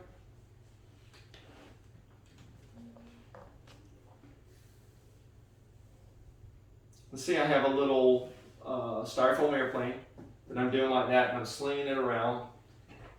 And let's say there's a big gust of wind, right? And because the wind is strong enough to move the mass of the airplane, the orbit adjusts, and the airplane kind of does something like this, and the orbit gets a little bit smaller, and then it kind of evens out, right? So the point is, you could have another force on that airplane as it's moving, and that's due to centripetal force that could affect the orbit and make the orbit to where it's not perfectly circular, right? And so that's exactly why the planets' orbits are not perfectly circular. And so you have this idea with the orbit of the planets that we call perturbations. You ever heard somebody say they're perturbed? You never heard that? It means to be upset or irritated or disturbed, right, in some way. And so I just thought that if you've heard that term before, it might help you remember what perturbations are. Perturbations are variations in the planet's motion. So small variations in planet's motion.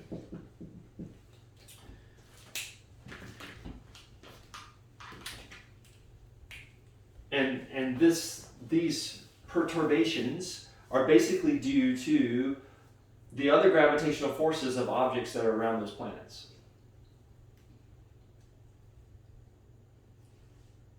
So because it's not just the Earth orbiting all by itself, but there's other planets around the Earth that also have a gravitational effect on the Earth, then it modifies the orbit so that it's not perfectly circular.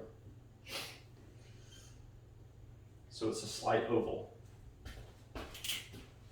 Makes orbits to be slightly oval.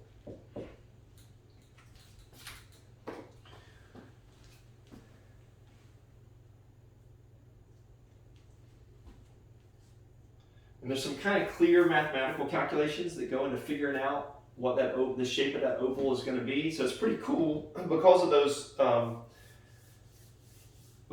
mathematical calculations. Before we discovered Neptune, there was a scientist that said there's got to be a big object out there next to Neptune because of Neptune's orbit. And they were like, there's got to be a massive object that's somehow affecting Neptune's orbit because it's not perfectly circular, and here's how it's been adjusted. So they predicted Uranus not Neptune's orbit, Uranus's orbit. Uranus is the seventh. And so there's got to be something beyond Uranus, even though they hadn't discovered it yet, because of the shape of Uranus's orbit.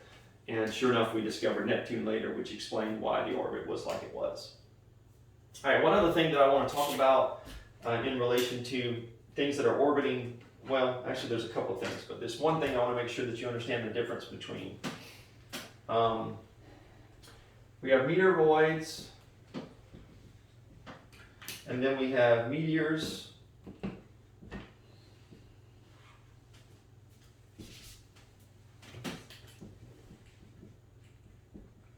and then we have meteorites. All right? And I'll make sure you understand the difference between the three. These are asteroids.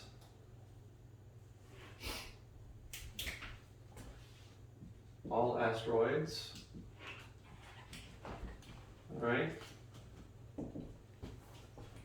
That are in different stages. So this is because there's the possibility of these perturbations. You know, you've got these asteroids in the asteroid belt that are orbiting the sun, but sometimes the gravitational pull of other objects can affect the motion of those asteroids, and they can actually be flung towards a planet. All right? And so a meteoroid is when an asteroid intersects our orbit. Okay? So at that stage, when it's just simply intersected our orbit, we call it a meteoroid. It becomes a meteor when it hits our atmosphere.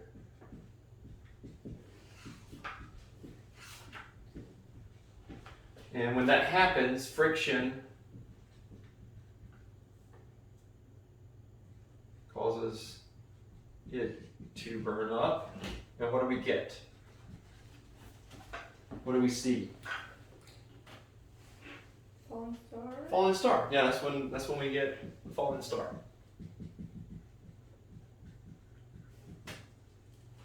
Or a shooting star. They're technically meteors. That's what we would call those.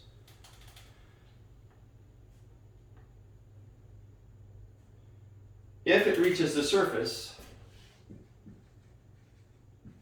that's when we call it a meteorite. So thankfully, the meteorites that reach our surface are generally significantly smaller than what they started. Most of the time, they burn up if they make it to our atmosphere. Occasionally, there have been some huge meteorites that hit the Earth, going through people's houses. I think people have even been killed. Very rare. But because of the way things shift due to our atmosphere and all, there aren't as many craters that you see due to meteorites. But on other planets, there's some pretty huge ones. Like they have a picture in the book of one on Mars on page 269 if you want to see that. All right, I want to talk to you just a little bit about comets.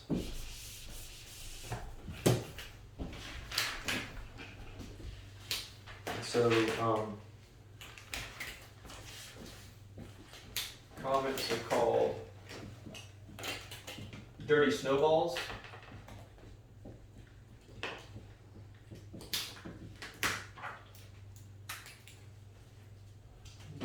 Are you guys with me on comments now? You up to that point yet? Natalie? No? Yeah. Still looking at this? I got it. Okay, all right. So comets are dirty snowballs. The reason they're called that is mostly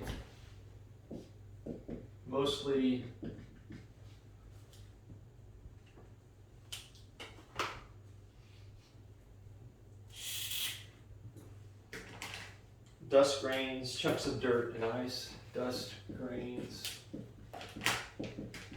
dirt, and ice. And the ice is not just frozen water, but it's also frozen gases. So frozen water and gases. Is the comet a type of asteroid too, or is it just a different thing on its own? They don't really call them asteroids, I guess, because of the composition. Because the asteroids are more like rock, you know, whereas this is got a lot of ice.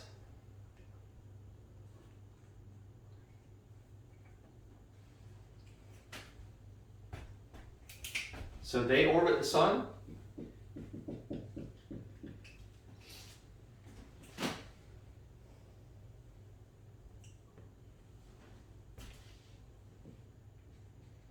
This is important. Only visible when close to sun. So we don't see comets when they're out away from the sun, when they're out into space. The reason why is that when they get close to the sun, that's when close to sun, solids turn to gas. It like skips the water phase and goes straight to gas. Something we call sublimation. And when close to sun, solids turn to gas and form a coma, which is fuzzy atmosphere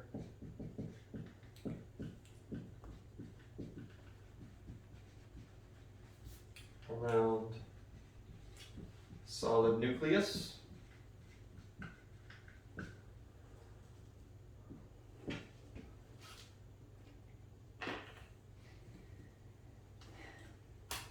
And solar wind from sun, which is particles emitted from sun's surface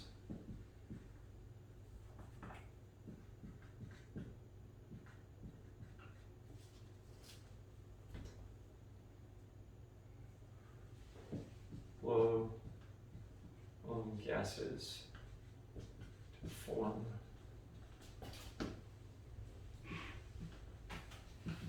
comet's tail. So comets have a coma and a tail when they get near the sun. So it doesn't have this coma and tail all the time, right? It only happens when it gets near the sun.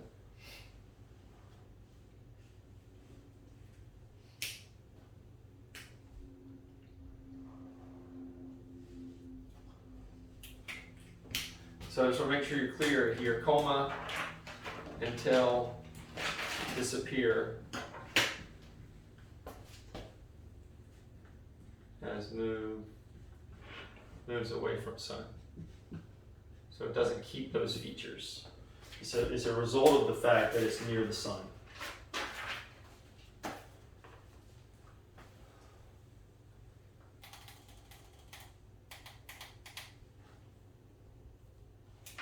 So let's just say we've got a comet that's like this, and we've got another comet that has that path. All right. This is path 1 and this path 2. Which comet are we going to be more likely to see? Which one's going to light up?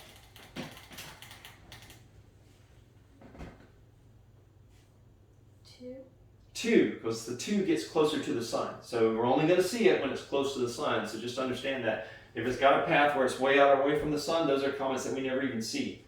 We have no consciousness of them. Really hard to trace in space, and so they got to get close to the sun in order for us to see them.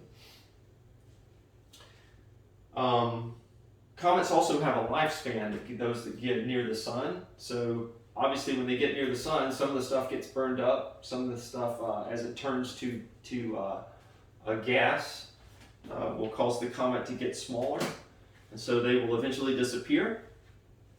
And comets are classified by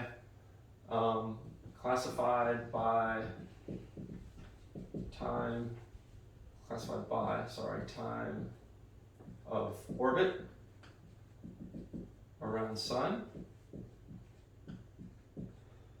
And so we have short period comets, which is called a period.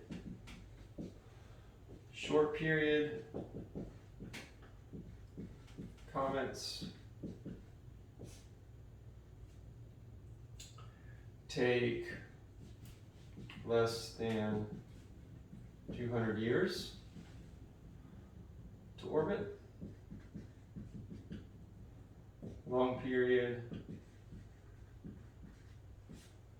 between 200 and 5,000 years.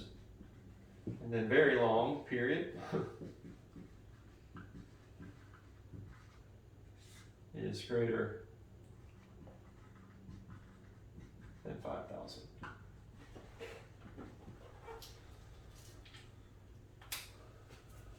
Erase some of this stuff here. So. Were you still working on that? I'm sorry. What was that word? Which one? The one that you just erased before it entailed. This one here? Yeah. Coma. C-O-M-A.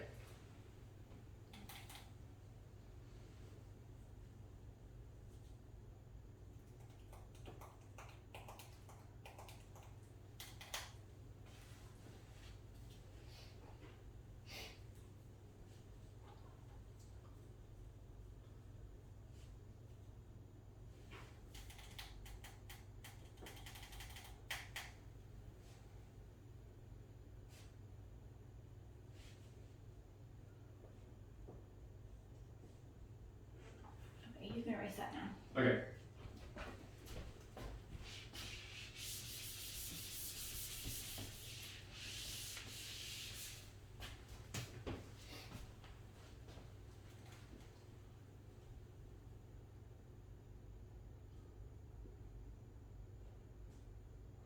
And let me just say with the short period comments, well,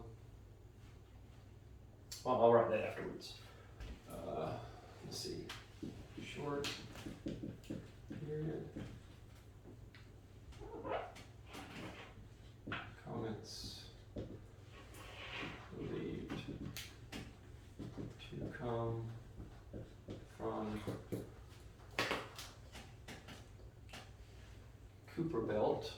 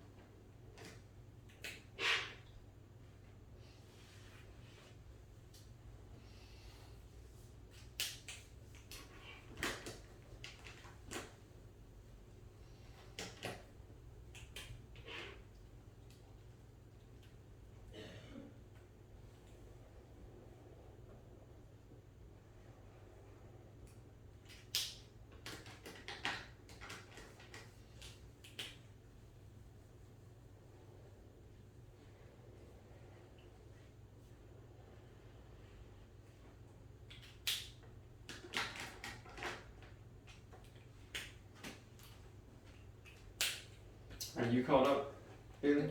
All right.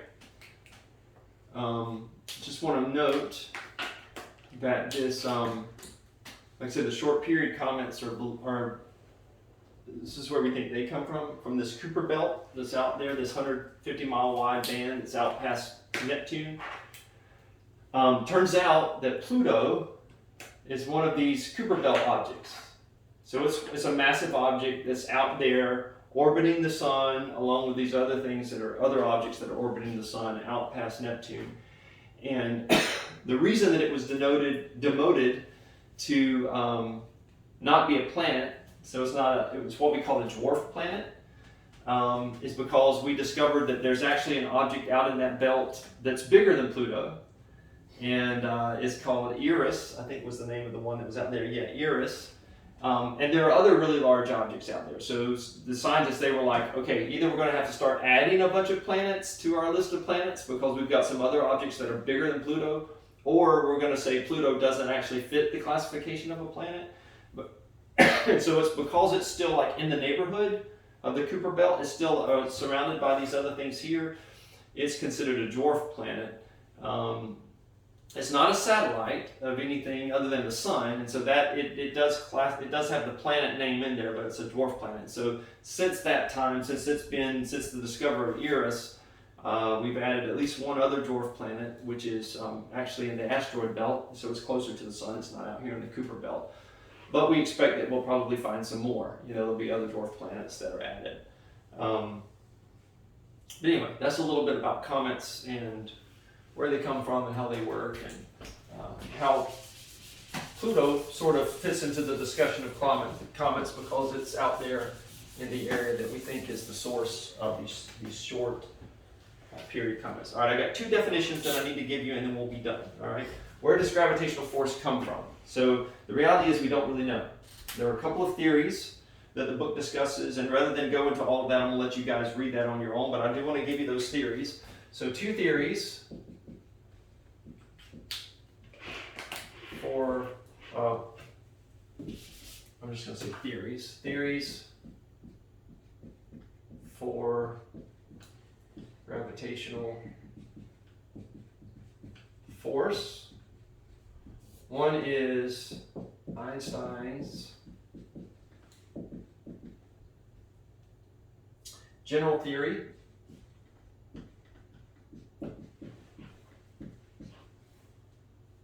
of relativity.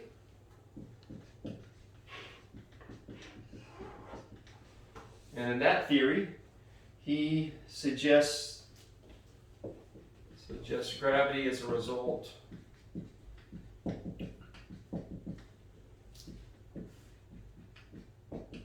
of space bending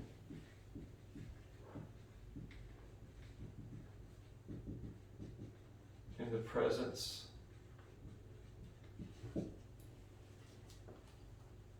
of an object with mass.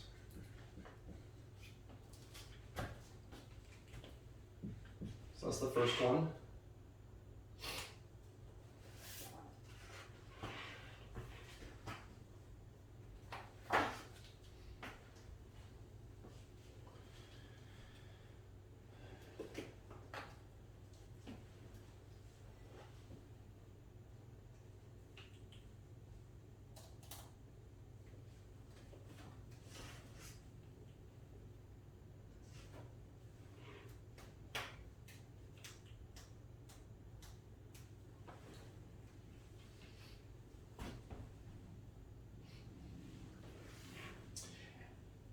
And so there's a figure on page 275 when you get done writing. You're already there. Let's turn you over there.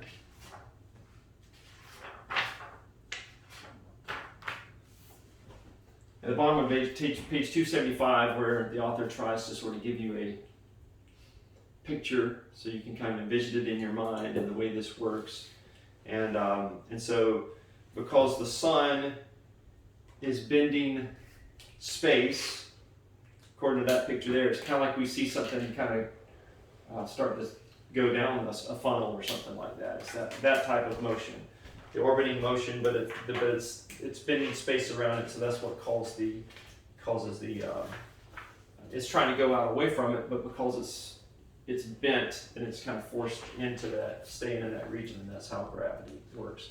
The second theory is graviton theory of gravity.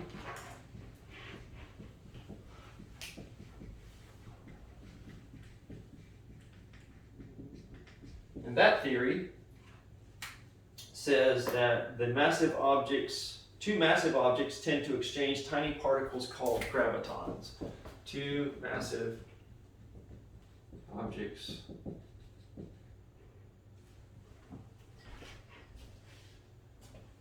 tend to exchange tiny particles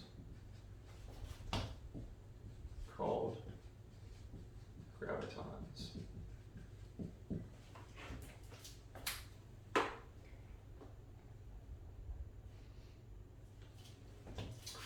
And it's because of these gravitons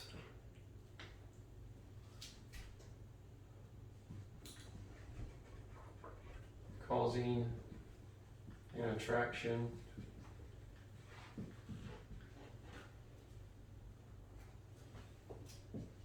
between objects which is stronger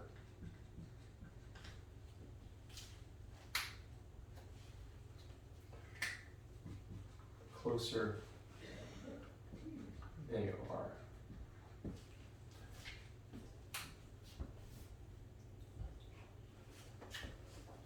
So there's just a couple of theories offered.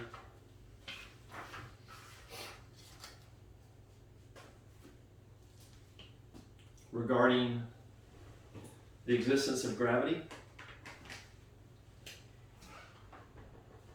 Both are theories, which means we haven't done enough, there aren't enough experiments that have been able to prove either of these.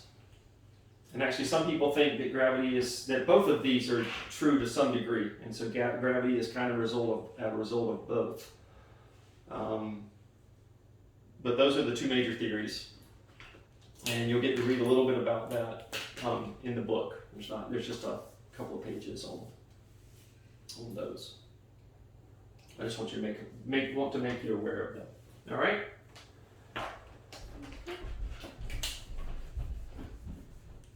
You guys got any questions before you head out?